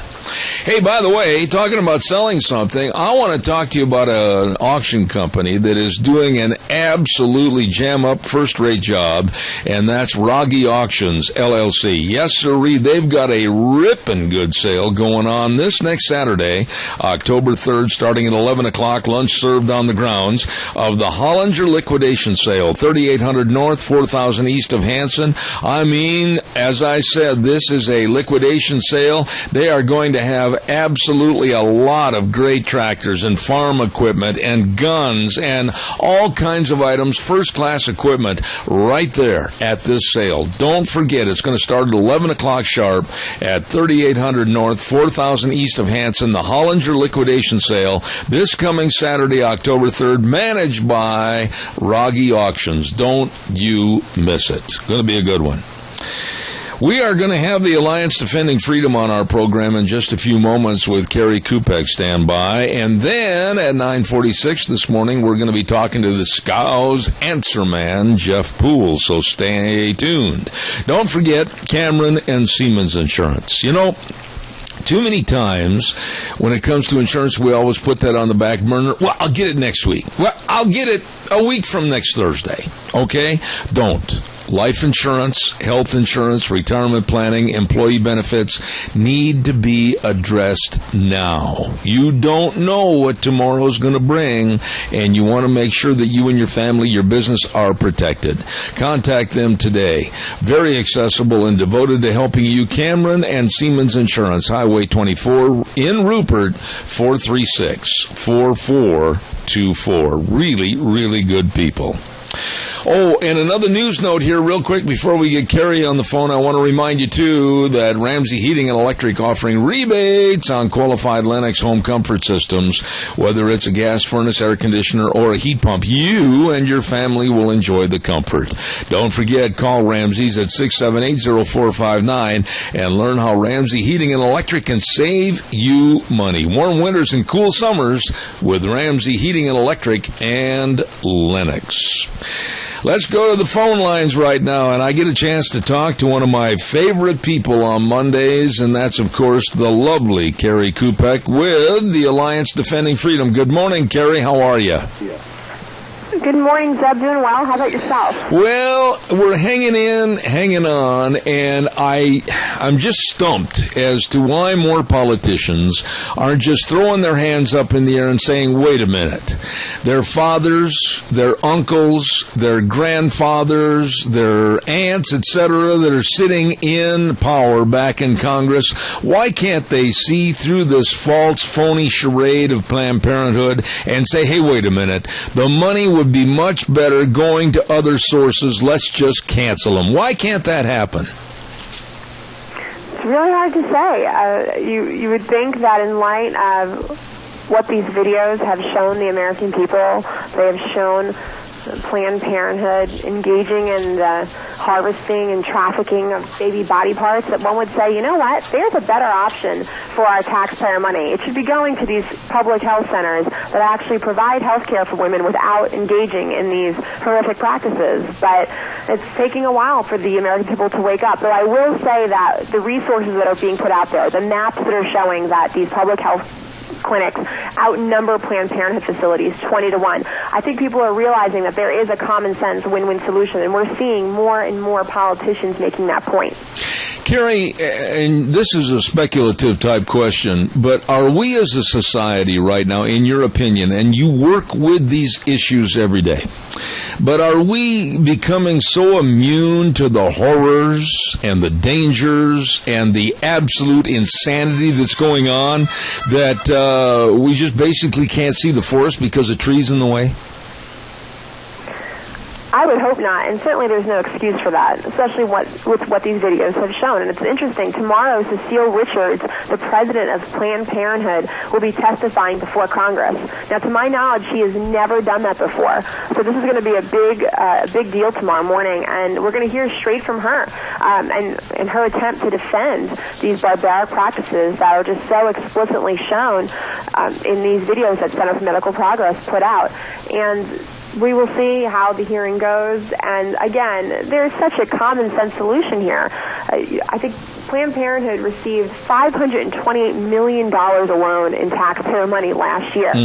There are so many health clinics throughout this country that could desperately use that money, that actually provide health care that goes far, far beyond anything that Planned Parenthood does or that they say they do.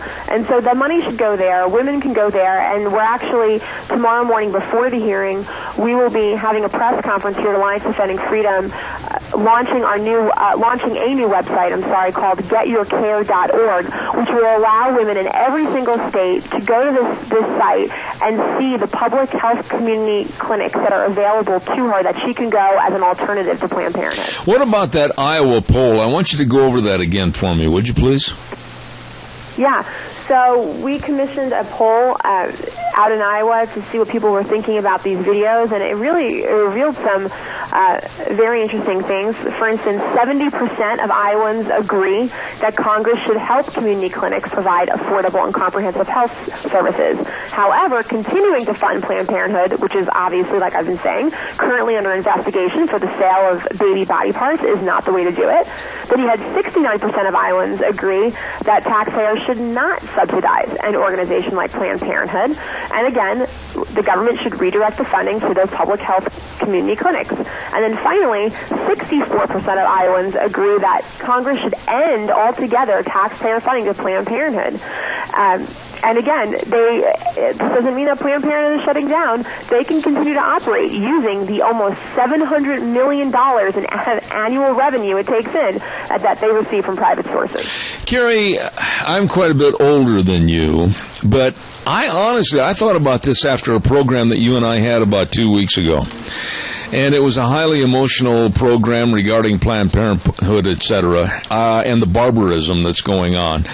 I never really thought in my lifetime that we would be sitting on a radio program that I have talking about the sale of baby body parts in the United States of America. I just can't imagine how far down the drain this country has slipped. You're absolutely right. It's quite disturbing. It's really like something, I don't know, that we have seen. And what's most problematic, or I should say troubling, is that we now know this is happening. We now know that they are harvesting baby organs and engaging in these companies for selling them and research and things like that. And we saw in the videos where these executives said that there are less crunchy and crushing techniques in order to preserve these baby parts for harvest. We saw the executive from Planned Parenthood joke about getting a Lamborghini from the sale of these parts.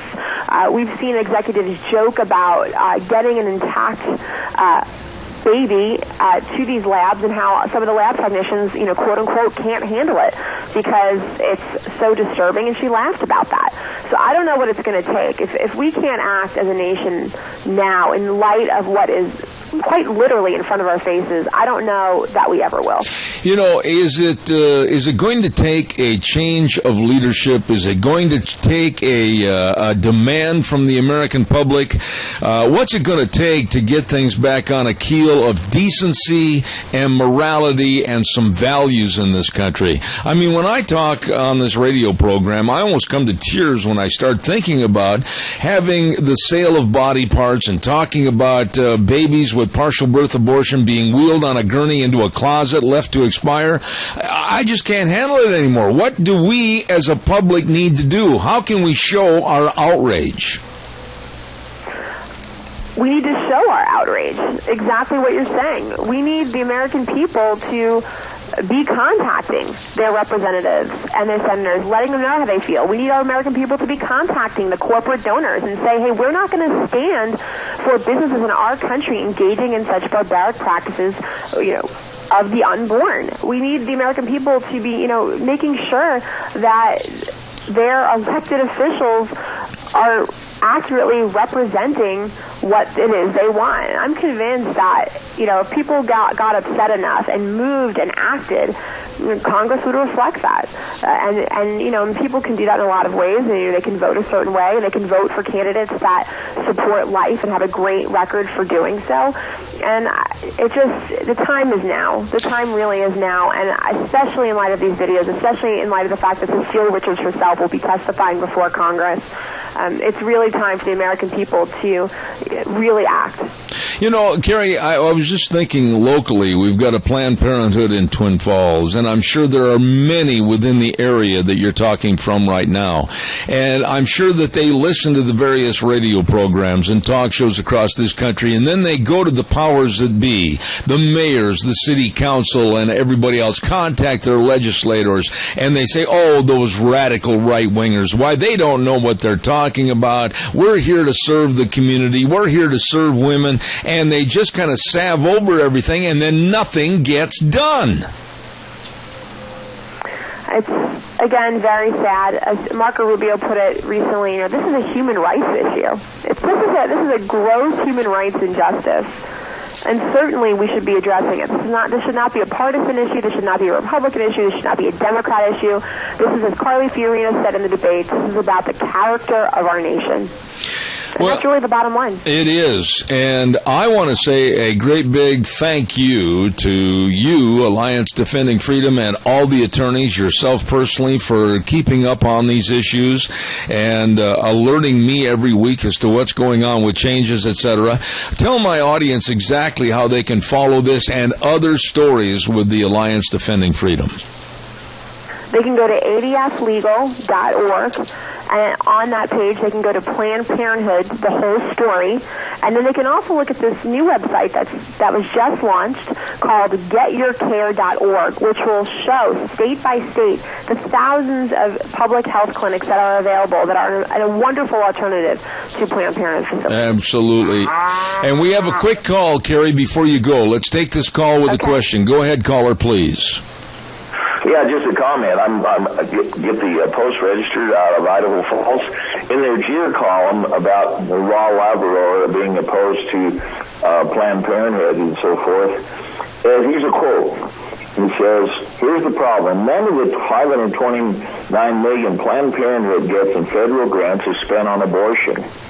Federal law prohibits it. It's unbelievable, but this is the kind of misinformation's out there. The Planned Parenthood doesn't even perform abortions. All right. Grief. I want to have her respond. Comment about that. Why is this such a misconception out there that Planned Parenthood? I've heard this from other people too. Oh, they do women's services, but no abortions. What's been going on here? All right. Thank you. I'll have her respond in the time remaining. Carrie, go ahead and respond to that caller, please. Yeah, that is so completely untrue. It's almost laughable. In fact, Planned Parenthood facilities receive a third of their income from abortions. In fact, I think not only do they do abortions, they charge women several $100s for those abortions. On top of that, just this past year, Cecile Richards, president of Planned Parenthood, actually mandated that every single facility, Planned Parenthood facility in the United States, perform abortions. That's straight from her. And these are well-documented reports. So this is an abortion empire. In fact, when abortions have declined in this country, statistics show that Planned Parenthood performing abortions has increased. So not one more penny of our tax dollars should be funneled to this organization that continues to perform abortions, that continues to engage in the harvesting and trafficking of baby body parts, and instead should go to these public health community centers that don't do abortions but actually provide comprehensive women's health care. Absolutely. Legal Communications Director for the Alliance Defending Freedom, Carrie Kupek. God bless you, Carrie, and we'll see you next Monday. Thank you so much. Thank you. All righty. I really appreciate that young lady coming on the program, and she knows her stuff. As I said, the Legal Communications Director for Alliance Defending Freedom. Thank you very much, Carrie Kupek. Appreciate that.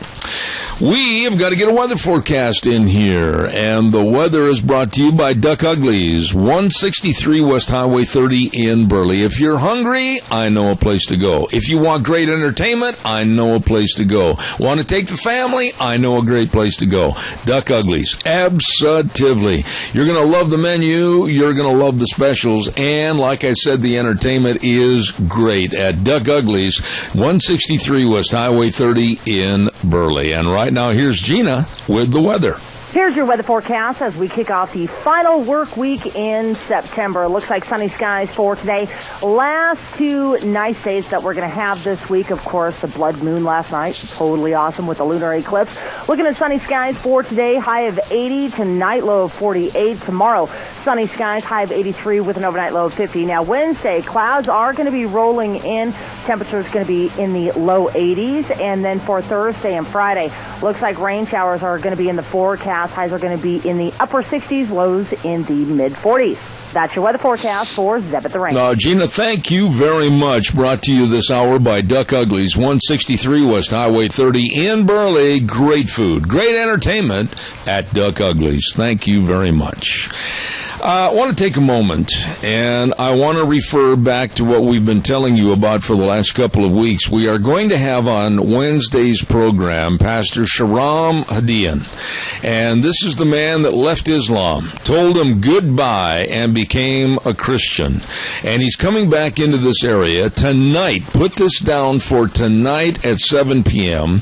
He's going to be speaking on Chrislam Exposed, the lie that there is a common God between Christianity and Islam, and he's going to be speaking tonight at 7 p.m. at the Eastside Baptist Church on Eastland Drive, just north of Kmart in Twin Falls.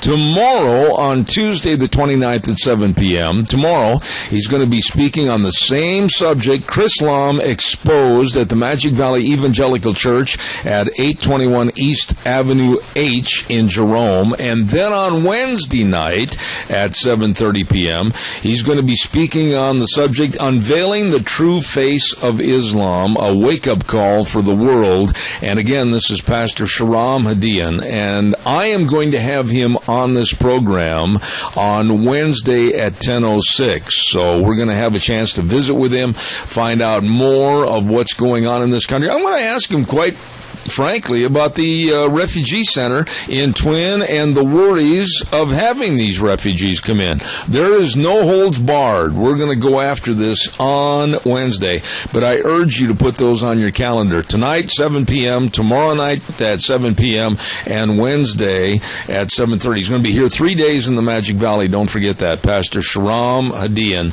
tonight at the Eastside Baptist Church, Eastland Drive, Twin Falls. Right now, it is time for the Scows Answer Man, and we are blessed to have the man that knows everything about vehicles.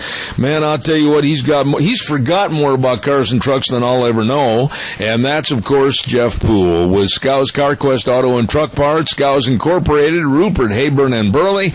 Every detail matters, and it has since 1949 at Scows. Good morning, Jeff Poole. How are you? I'm great, Zeb. How are you? Well, not too bad, but you know what? I think, like I said earlier this morning, we're kind of being lulled into a false sense of security with these 80s and close to 90-degree temperatures. Everybody's sitting back going, oh, we got plenty of time to get the old four-wheel wonder ready for winter. That's not true, is it? No, definitely not. We're going to get some weather here before we know it. Hopefully people ready for the change. I think when it comes, it's going to come fast this year. You know, we've talked about this on previous programs, but little things need to be done. Little things need to be addressed. Do you have kind of a checklist of things that people need to make sure they take care of for their vehicles? Well, for sure. You know, let's say you bring it into our shop, again, we do a full vehicle inspection, all your fluids, batteries, basically a bumper-to-bumper inspection there to make sure everything's good to go. And, if you're checking things on your own, you want to make sure all your coolant levels are proper, where they need to be. Check your condition of your battery. Is it clean? Is it charged up properly? How old is the battery? Batteries are great until they don't work. And age has a lot to do with that. Use has a lot to do with that. So really just having a good idea of what your position is before the weather does come.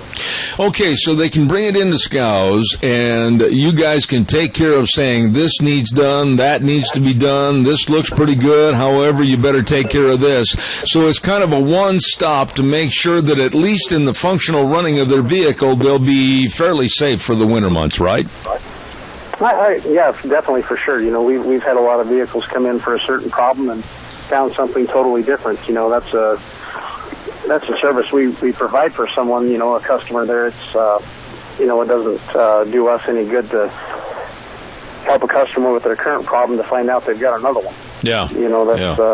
That's kind of our way that we, help sell a service to our customer.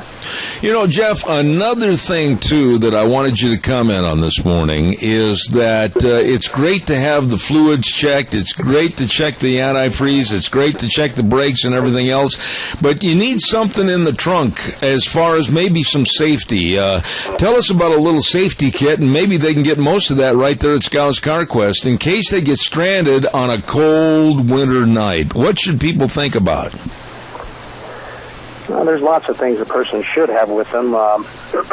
First of all, if you do have conditions where, you're out on the road, you should always have a blanket in your vehicle. A couple of bottled waters is a great idea. A first aid kit. In today's age, a cell phone and a charger. It's amazing how many people leave their chargers at home.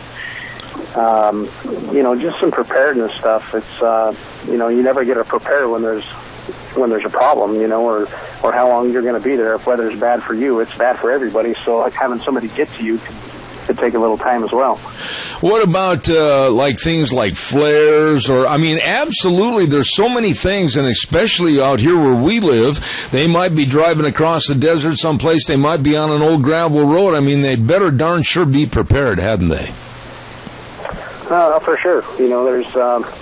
I had a customer come in last week, as a matter of fact, was out on the desert and blew a transmission line, and, it's pretty hard to find a gallon and a half of transmission fluid out in the middle of the desert. That guy's lucky he made it back in, so... Well, and it's not luck if they'll take the time and the opportunity to come by and see any one of the 3 locations of Scows. Now, let's talk a little bit. Are you going to have some specials leading into the fall for fall and winter driving? Yeah, we're going to do kind of a preseason sale on our coolants and some of the fuel additives, especially for the diesels. Again, it seems like every year that the weather changes, a lot of these guys get caught and they're not ready, and without fail, every year we sell out of that product, and it's amazing how much product goes out of the door, in a day or two, and sometimes resupply, that problem hits everywhere, and everybody's caught a little naked, if you will, and things don't run. Jeff, let me ask you something. I'm going to sound really stupid when I say this, but I'm not mechanically inclined. But from older vehicles with their radiator systems, etc., as compared with some of the newer vehicles, do some of the older vehicles take more antifreeze than some of the new ones? Not necessarily. Capacities are, they have increased some, but for the most part, that has stayed the same. But the coolants have changed dramatically. Oh. The standard old green antifreeze that everybody's used to is not compatible with most of, really with any of your new stuff. They're calling out for long life antifreezes. They've got some anti-corrosion inhibitors in there. Same on the trucks. There's a lot of changes have been made to the coolants that way. Running to the shelf and just grabbing a bottle of antifreeze is not the answer anymore. Oh, now, right there, you've hit on something. So, in other words, my old attitude of just go down and grab a gallon of this and dump it in the radiator, that's going to do the job, that's not going to work, huh? Well, it's going to definitely change antifreeze to that point, but, it's going to help. But we've seen and studies show that when you're mixing, say, green antifreeze with, say, an orange Dex Cool, crystallization happens in the system, and it's, that causes a whole other grip of problems there. And not only is that in your engine, but it's in your radiator, it's in your heater cores, it's throughout your system. So you've just caused a pretty big problem. And they found that the green antifreezes on these newer motors, a lot of the new motors are either aluminum heads and blocks or, aluminum parts, and the green antifreeze is more corrosive. So it's literally eating the material away. I see. So we've seen intake manifolds leak, various other things, have problems because of the wrong coolant in the vehicle. Okay. And what about the hoses and all the connections? Everybody thinks, hey, I've got a car that's only about 2 or 3 years old. Everything's going to be rosy. Sometimes they forget that those hoses are kind of chewed away and ate away with corrosion and other things, and they might be stranded out there with that old boy in the desert, right? Well, for sure. And, that's why we promote, coming in and getting an inspection. People don't realize there's a problem with their car until it breaks. And, what we're trying to prevent is you finding that problem. We'd like to find that problem while it's convenient for you as opposed to being out on the side of the road. Your make and model has a lot to do with it, but everything wears. And, like you say, a 2-3-year-old vehicle, conditions play a lot into that. You can't guarantee anything because of its age. Now, do people, when they need to get these winter checkups, do they need to call ahead and reserve a special time at any one of the 3 locations? Tell us about that. Well, it's definitely best, especially this time of year. We've got a lot going on with harvest and all the going-ons there. But, it's best to call in. Our Burley location, they pretty much deal in driveline and machine work, auto parts, and paint. So they're not a service facility, but our Rupert or Haber location are both service centers, and it's best to make an appointment. All right, now let's go over those locations real quick. Scows CarQuest in Rupert at 323 East 8th Street, Highway 25 in Rupert, and then CarQuest of Burley, 518 Overland, and then the big truck center over there at exit 211 I-84. And they're also a truck dealership, too. Tell us a little bit about the trucks that are available over there. I had a truck driver call me the other day. Well, we do have a full line of trucks over there. We're a Western Star and Freightliner dealership, Sterling Trucks. Basically, anything you can need for parts, service, or sales over there. Also, we have over there our Mahindra tractors. Mm-hmm. Mahindra is, widely popular as far as we know. They advertise they're the #1 selling tractor in America. I know they have an outstanding warranty and seem to be very well built. I know I personally looked at the competition, if you will, and you can see the difference.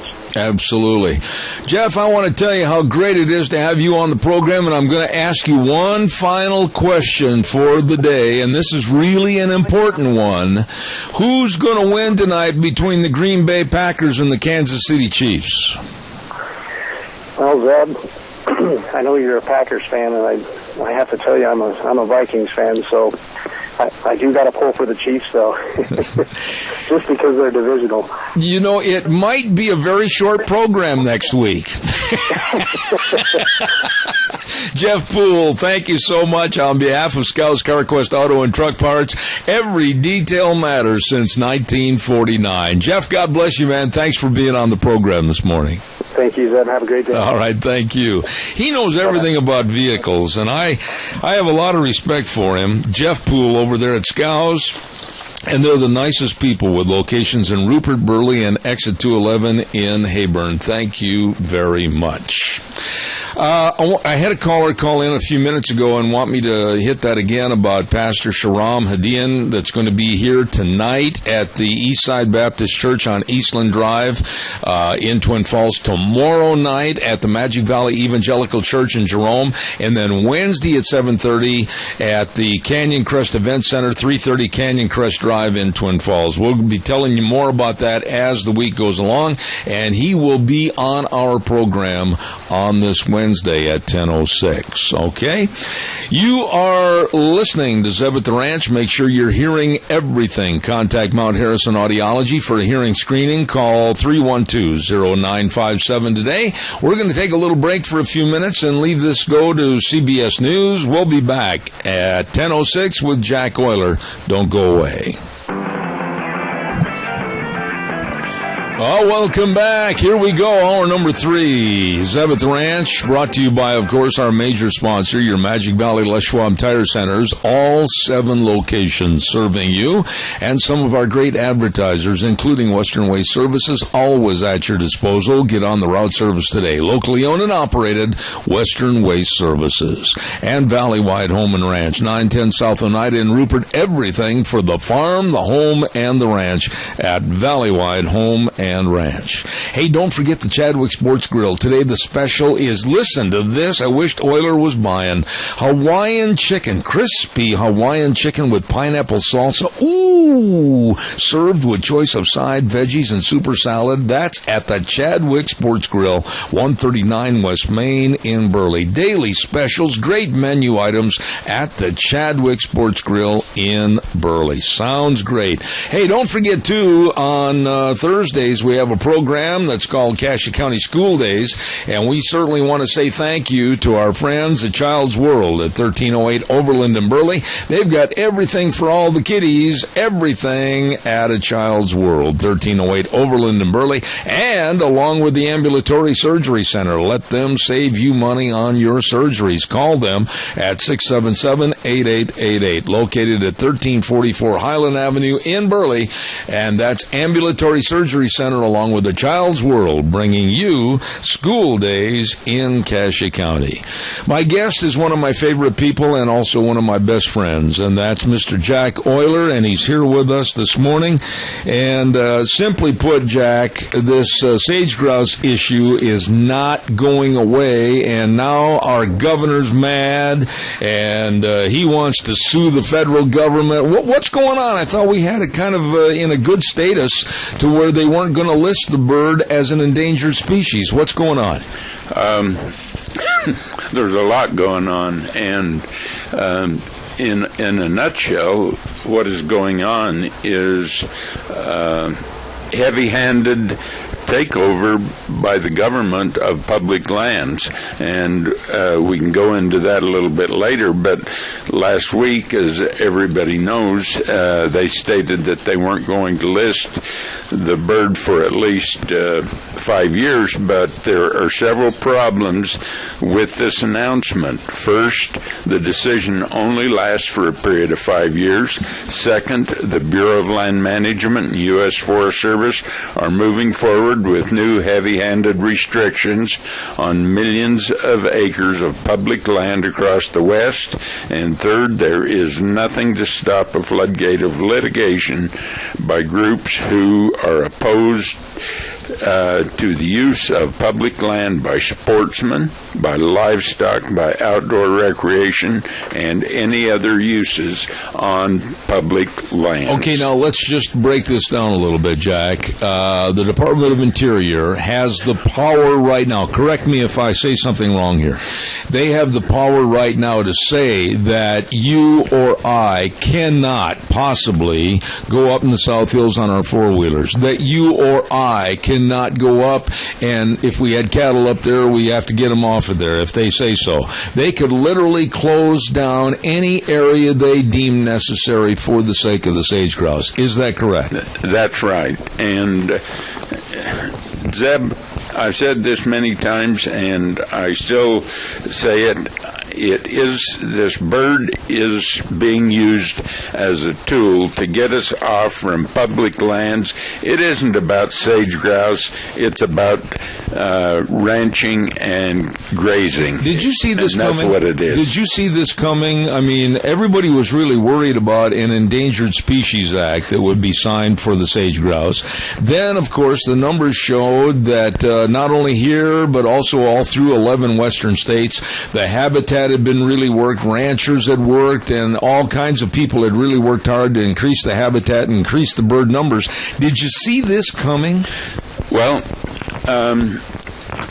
no, because not to the extent that it has come about, because the government came to 11 western states, and when I say us, I'm on the governor's task force for sage grouse, so I have been part of this since 2012, and there has been an effort, and the government asked us to do this. Jack, we've got a loose wire in that microphone. Hold the mic a little higher and not on the cord. It's making it shake a little bit. Don't hold the cord at all, please. Okay. Go ahead, thanks. The government asked us, all the 11 western states where sage grouse exist, to do a good job in planning and moving forward with how to save the sage grouse and how to bring them back.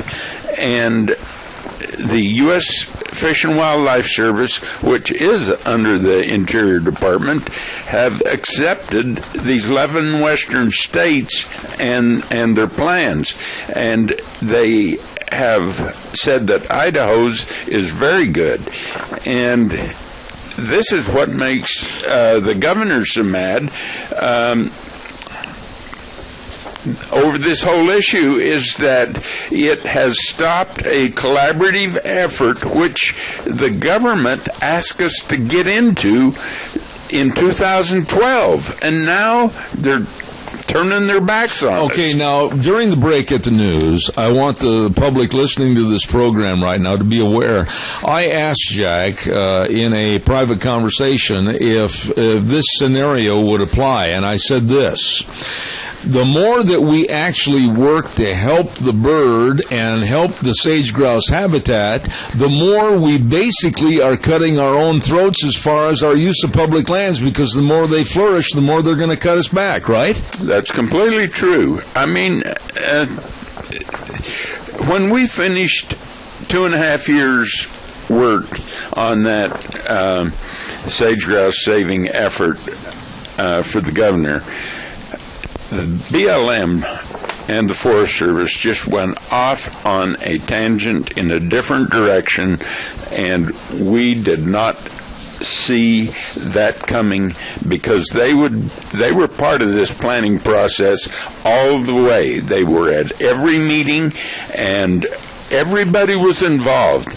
Nobody was excluded. And why they took that tangent, I have my own ideas, and it's environmental. Let me read a paragraph. Not only is the governor upset, but also the Speaker of the House, and I want to read that in just a minute. Caller, go ahead with your question quickly, please. Go ahead. Talk to me, caller, real fast. Go ahead, please. I was talking with Jack the other day, and I asked him, what is the difference between the sage hen and the sage grouse? And I don't think everybody knows. It's the same thing. It's the same thing. Go ahead, Jack. Explain that, please. So, sage hen is a sage grouse, and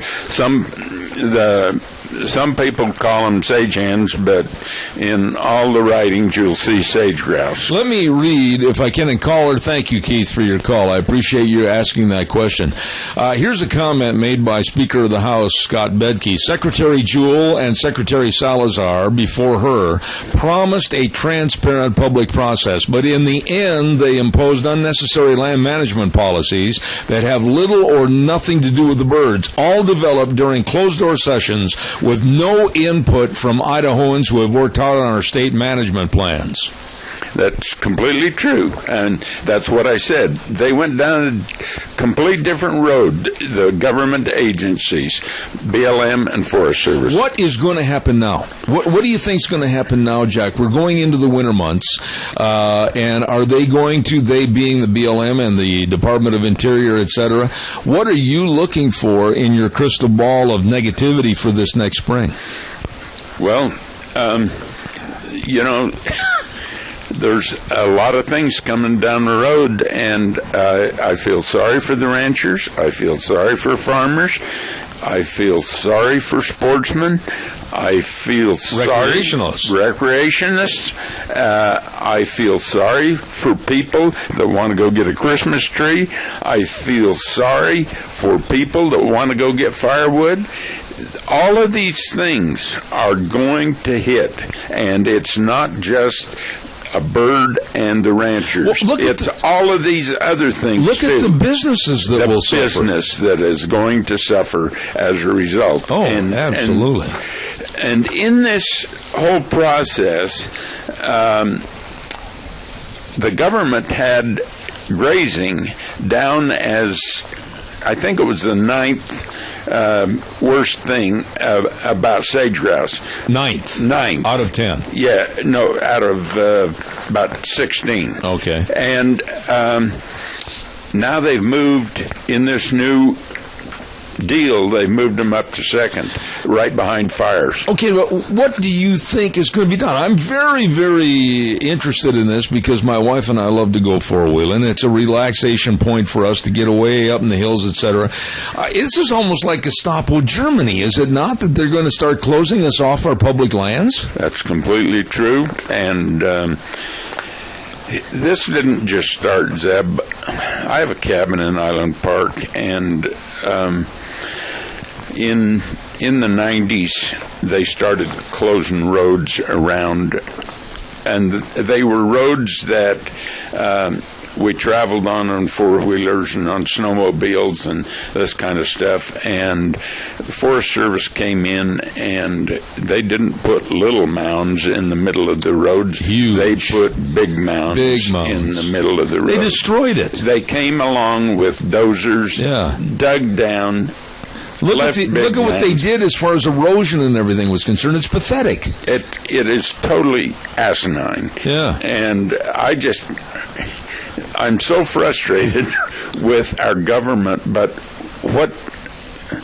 we don't seem to have control of what is going on. And what is going on is that this thing is being run by the environmental groups. Okay, but they don't seem to be happy about this either. No, they don't. Okay, now we had Wild Earth Guardians with the biologist, and I use that term loosely, Eric Molvar, and he criticized what he called a weak collection of compromises.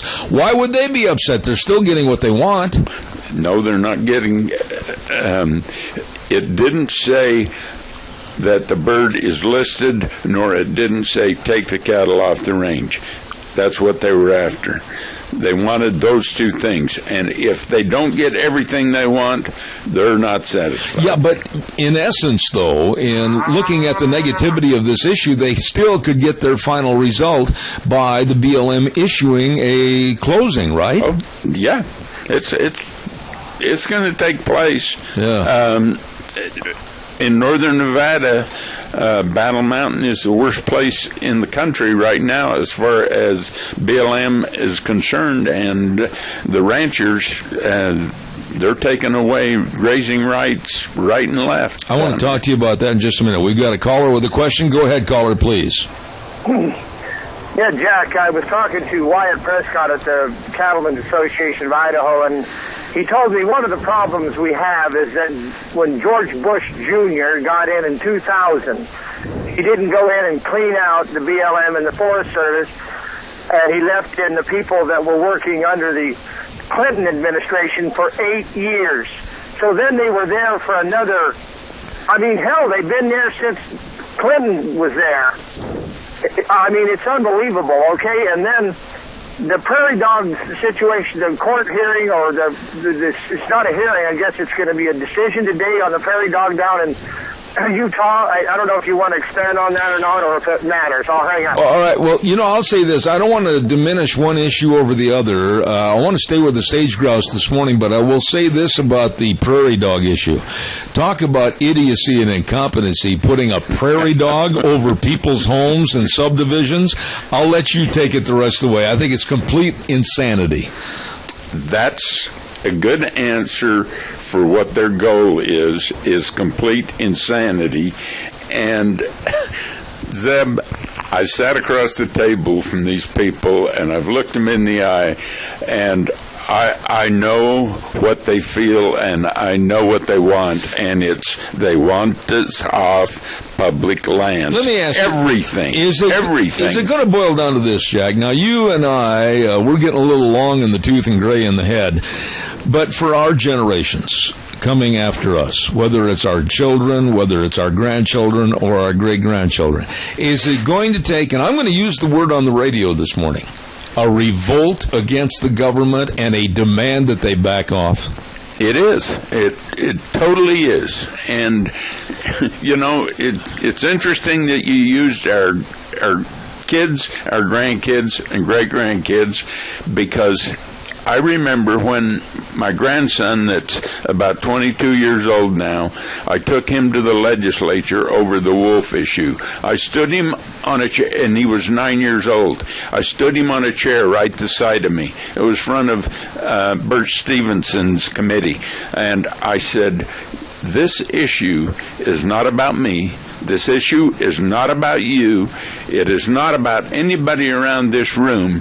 It is about our kids and our grandkids. And that's been a long time ago.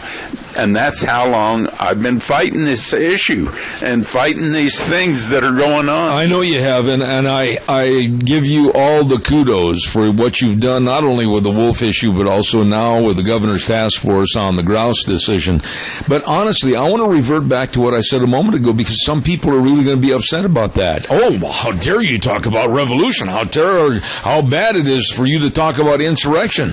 Jack, it's going to come to that. It is. I mean, it is going to take people to get arrested. And I was talking to some people the other day, over the weekend, about this, and how many of us are going to get arrested and put in jail over this issue on public lands? It could be. Folks, listen and pay attention to this, because Jack and I have talked about this on a private nature. It could be Deanna and I just packing a lunch and getting on our four-wheelers and going up in the South Hills. It could be that all of a sudden some Gestapo is going to come over and say, well, I'm sorry, this area is closed, you're under arrest. It could be somebody up there hiking. It could be somebody up there taking pictures. It could be anybody enjoying our public lands, and they could be arrested. And do you know what else? The regulations in the Frank Church Wilderness area right now prohibits the Idaho Fish and Game from flying in and putting collars on wild animals for managing purposes.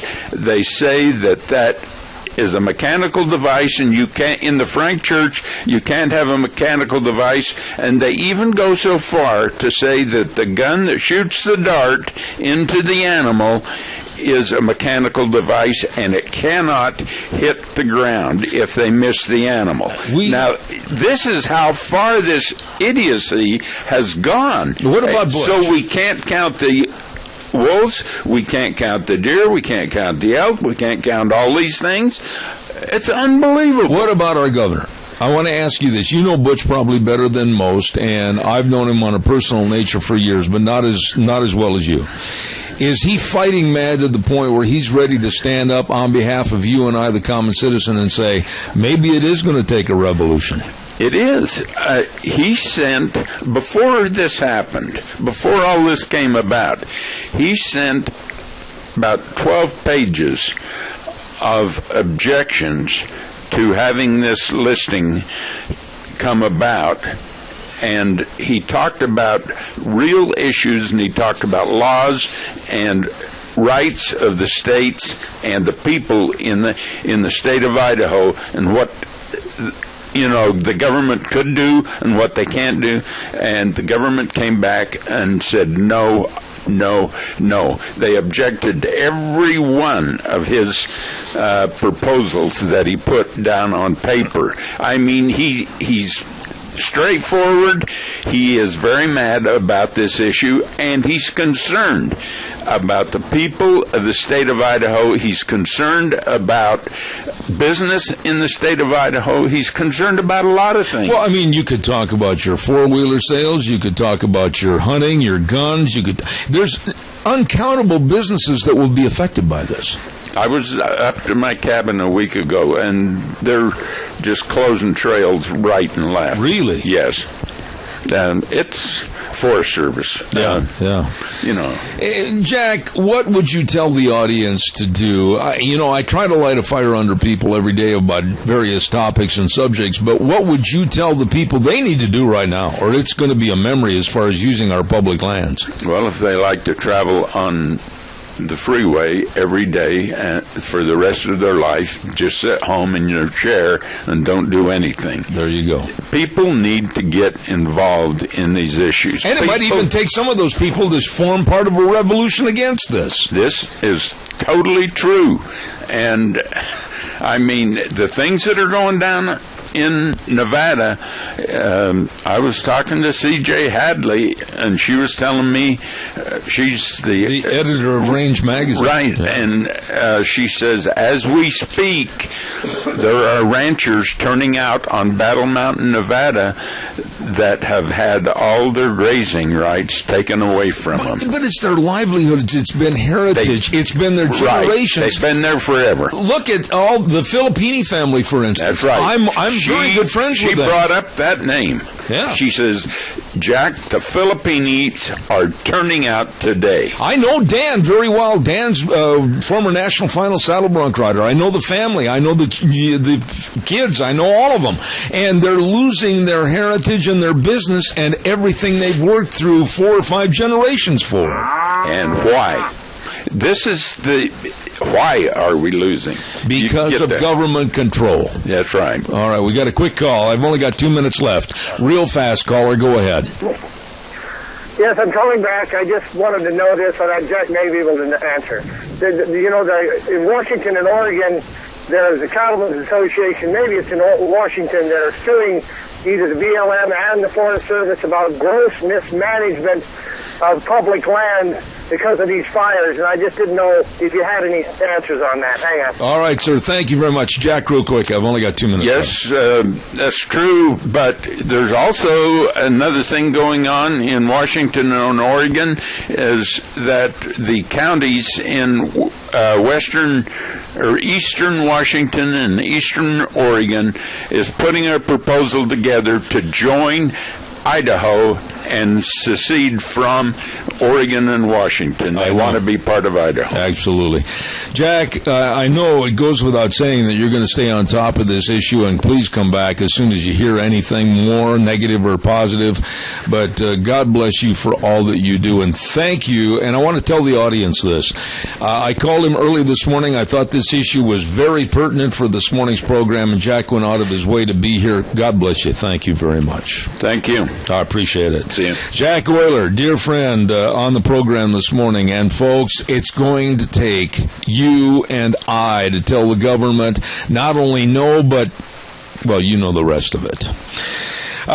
We've got to pay some bills here real quick, and then we'll send it back over to our main studios. Red's Trading Post, 203 5th Avenue South in Twin Falls. Ryan Horsley and the rest of his crew of very knowledgeable people.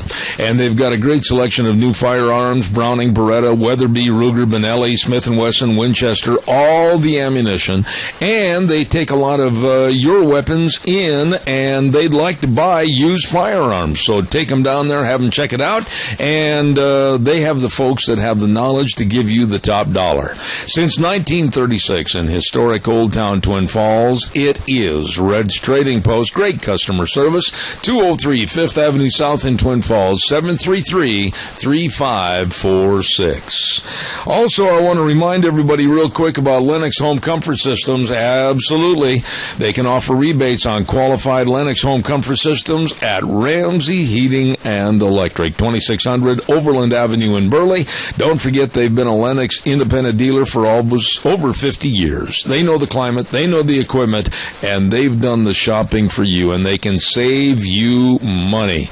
Lennox and Ramsey Heating and Electric, with warm winters and cool summers. We're going to take a break for 3 minutes and come back with Dr. Gerald Lamaro, and he's going to talk politics in about 3 minutes. Don't go away.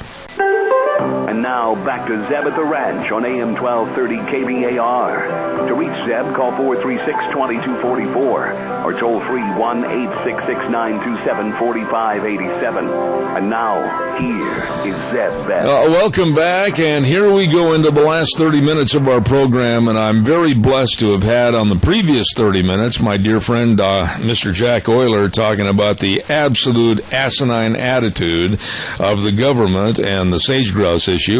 And now we're going to talk to another man that's always welcome on this program because he is absolutely excellent with his opinion on politics and what's going on in the world.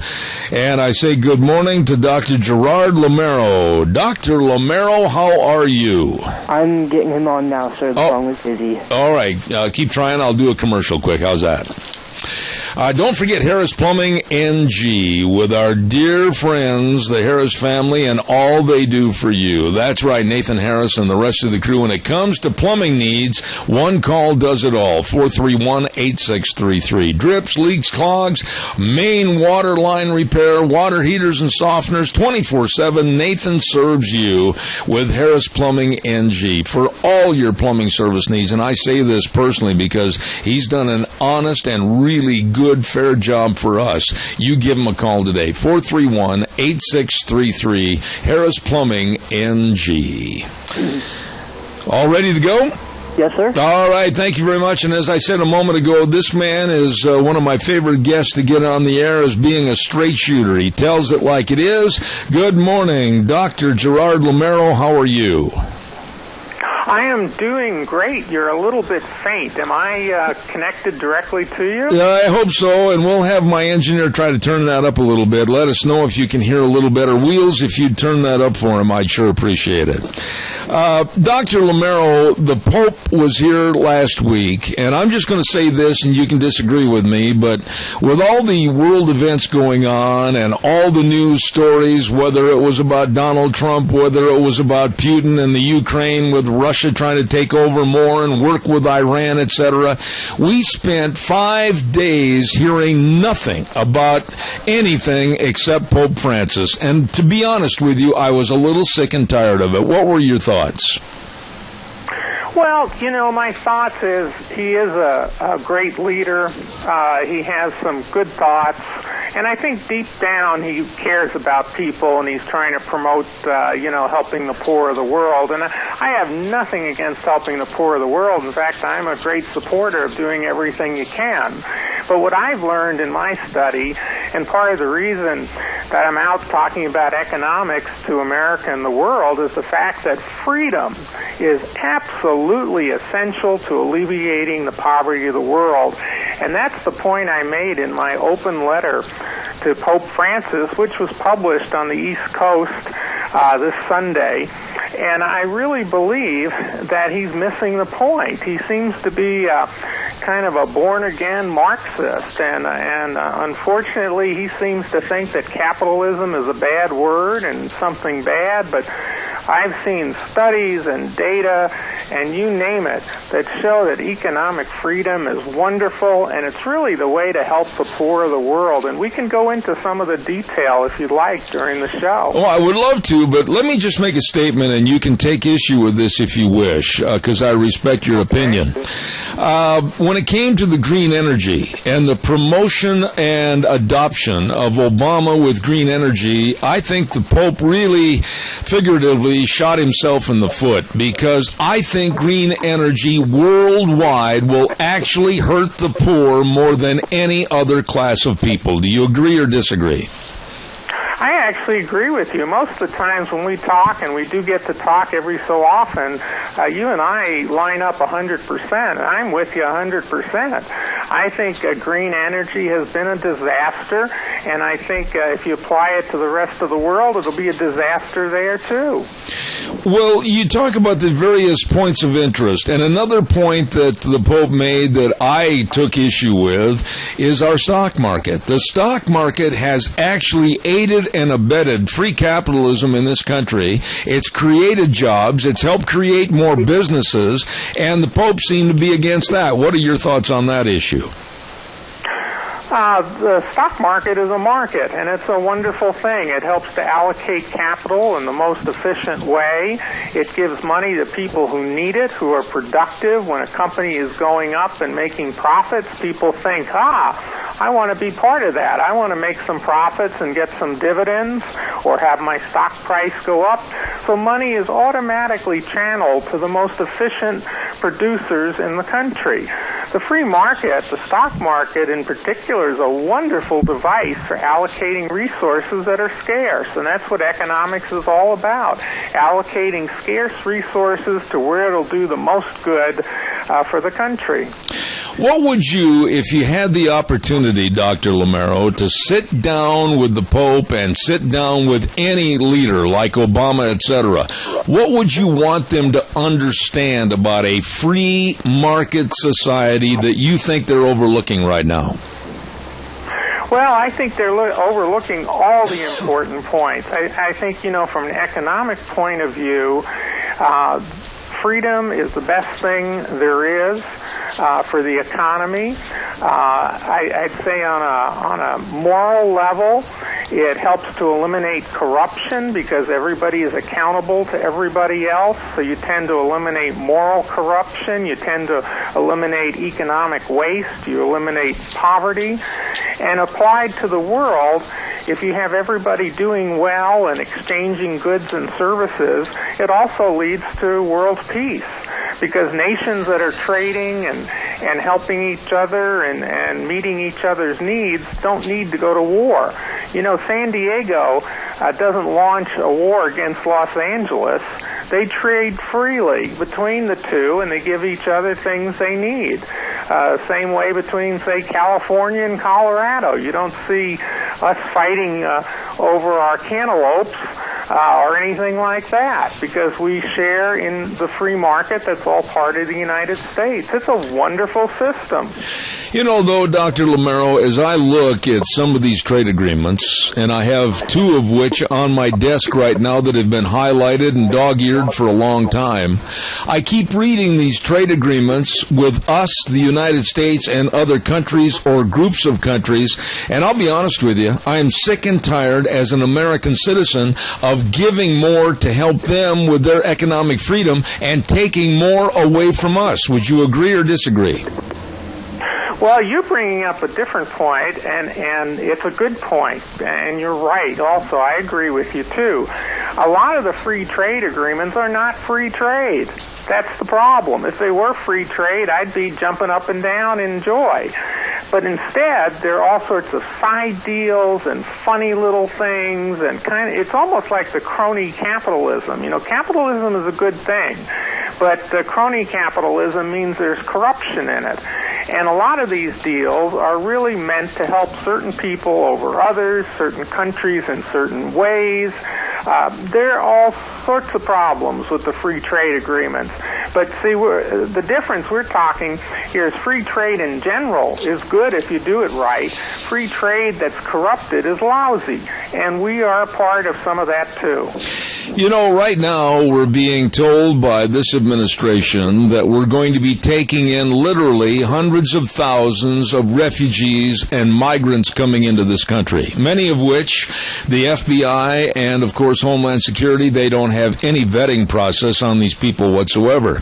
But when I look at the infrastructure, I look at the housing, I look at the food, I look at the water, I look at the availability of jobs in this country, are we seeing a diminishment of our free society to the point where we're going to keep giving everything away to where we end up like a third world country, like what they came from?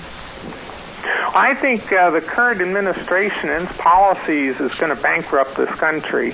So once again, you bring up a very, very important point. We cannot be unlimited dumping ground of the world. I mean, literally. We can take care of our own pretty well, and we can take in a few more each year, and that's what immigration's supposed to do. And by the way, it's supposed to be done legally. People filling in their forms to doing their stuff properly. They're not supposed to go through the Mexican-American border freely. But then there's this other issue of migrants. And as I point out in that open letter that I wrote last week to the Pope, and that is that out of all the world's migrants that have been migrating around to different countries, 20% have come here. Give me a break. That's not fair. No, and where are we going to put them? What jobs are we going to give them? How much welfare? Yeah. I mean, you can bankrupt any system. And by the way, you know, these folks who go out there promising more and more to immigrants, many of whom are illegal, and even immigrants who are legal, or migrants who are looking to get into this country, where do you pay for it? Yeah. I mean, we're borrowed over $18 trillion.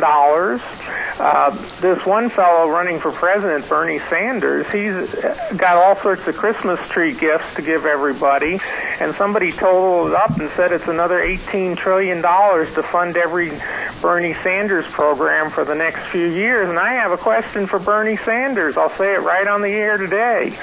Bernie, who are you going to borrow the money from to give that money away? It's going to be the American taxpayer, you and me. Doctor, well, the problem is that the American taxpayer is already needing to borrow because the American taxpayer isn't able to produce the kind of money they want to give away. That's true. That's true. Dr. Lamero, let me ask you this, and this is kind of a simplistic question in some regard, but the United Nations is meeting today, and with them they have our President Obama and Putin from Russia. And I would think, whatever happened to pride in your country? Whatever happened to looking at your people with a source and a sense of pride that we can do this for them? We can provide them jobs. We can provide them the means necessary to be self-sufficient, provide their own food, grow their own food, create their own communities. Why are we, like you stated earlier, the dumping ground for millions of people from countries that have lost touch with taking care of their own people? Well, I think it's a certain philosophy of government, and I also think it's their outlook on America. These people do not see America as exceptional, and I certainly do. You and I'm sure, would agree that this is the greatest country on the face of the earth because power comes from the people, and the people are free to live their lives, and that's what our Constitution guarantees.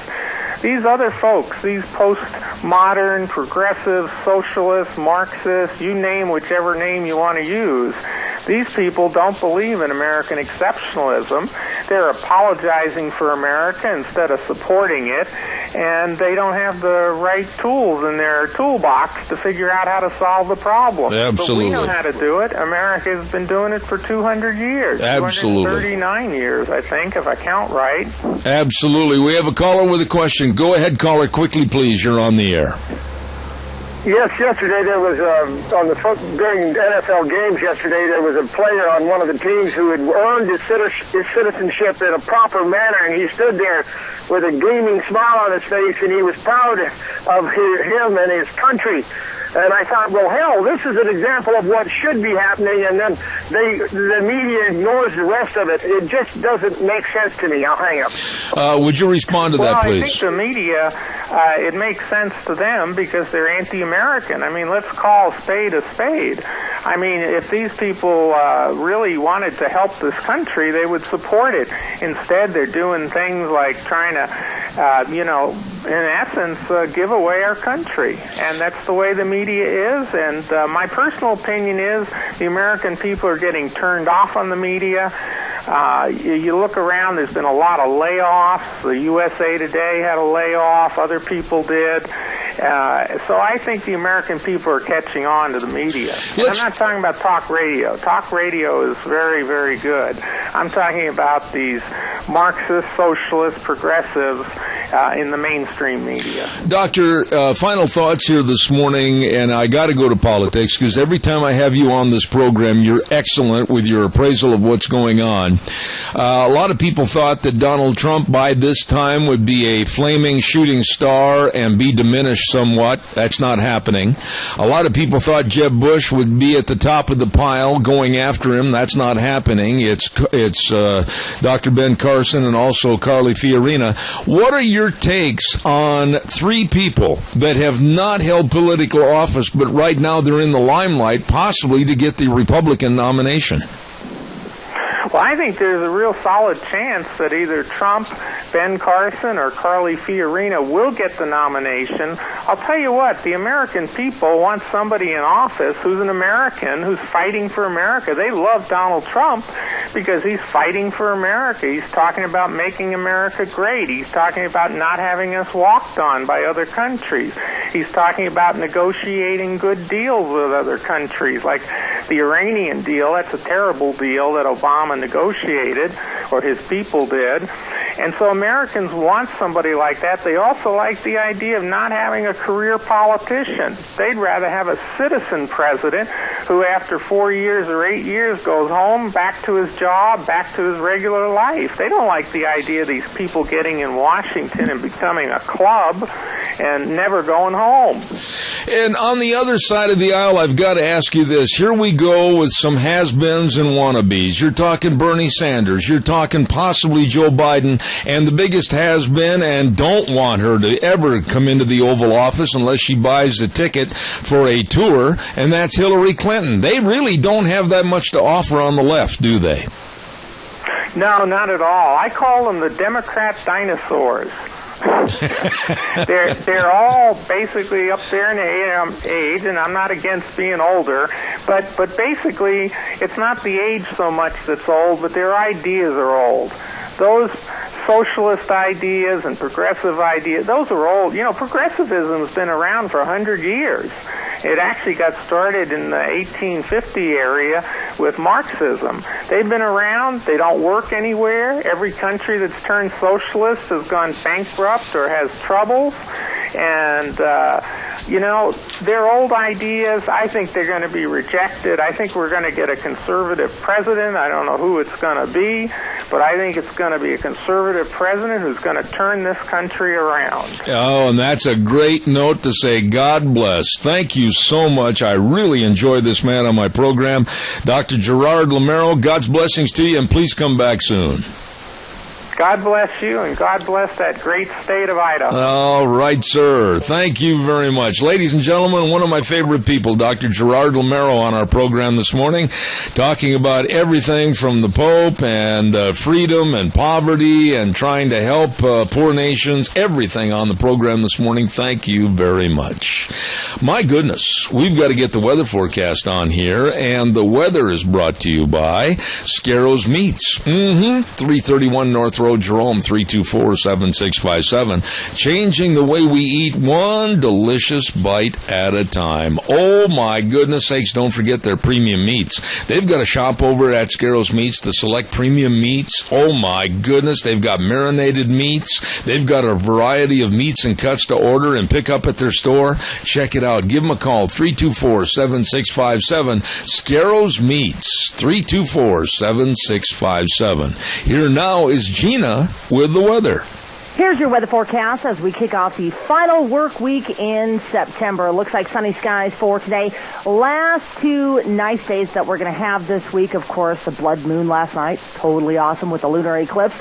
Looking at sunny skies for today, high of 80 tonight, low of 48. Tomorrow, sunny skies, high of 83 with an overnight low of 50. Now, Wednesday, clouds are going to be rolling in. Temperature is going to be in the low 80s. And then for Thursday and Friday, looks like rain showers are going to be in the forecast. Highs are going to be in the upper 60s, lows in the mid 40s. That's your weather forecast for Zeb at the Ranch. Oh, thank you very much, Gina. Scarrows Meats bringing you the weather this hour, 331 North Road, Jerome, and the telephone number 324-7657. They are changing the way we eat, one delicious bite at a time.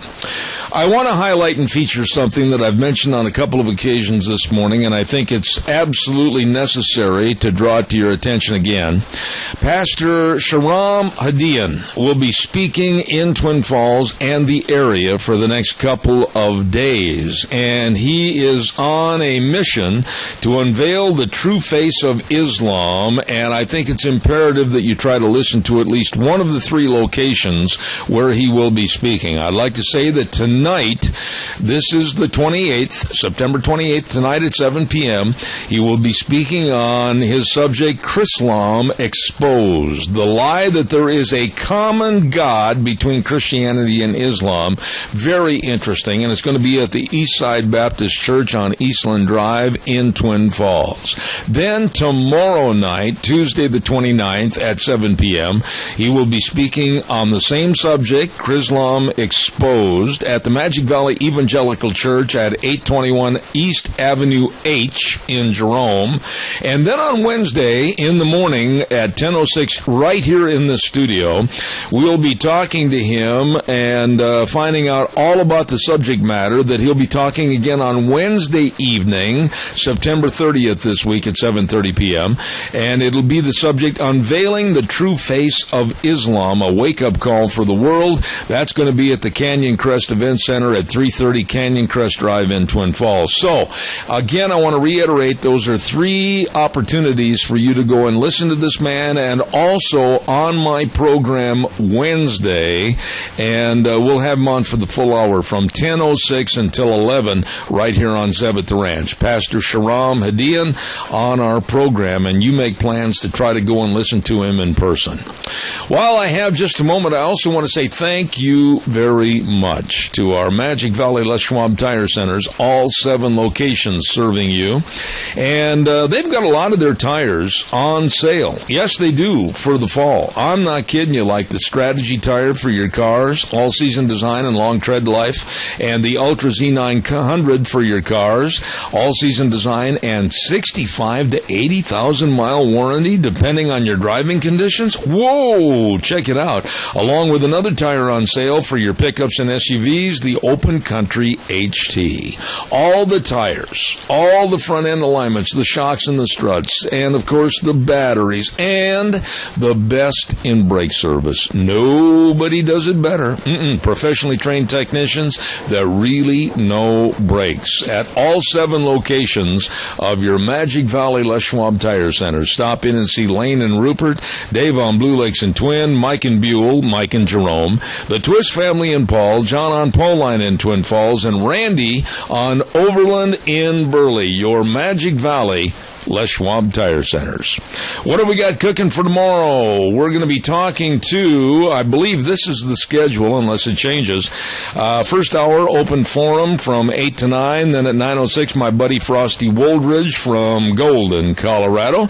And then we're going to be talking about Donald Trump and where he is, where he's going, and what kind of a campaign he's going to run for the next year against the Democrats. And then Dr. History will be on the air at 10:06. Followed by a segment about defunding Planned Parenthood at 10:30 tomorrow morning. So all of that right here on Zeb at the Ranch. Zeb at the Ranch, K-Bar, 12:30 a.m., and then streaming live all over the internet, all over the world on ZebBell.com. Oh, and a quick note, don't forget, too, that if you want to receive my blog once a week called Cow Pies and Coffee Cups, go to ZebBell.com. You'll see a button that click on, get your address on there and everything so that we can be sending you the Zeb at the Ranch Cow Pies and Coffee Cups. Right now, it is going to, I don't know how many foreign countries. We're getting cards and letters from Costa Rica, Germany, Japan, all over the world about our blog. So try to get on that blog and go to ZebBell.com. Until tomorrow morning at 8:06, we want to remind you with our tagline, the way things were are the way things ought to be. Wheels, good job, buddy. See you tomorrow morning at 8:06.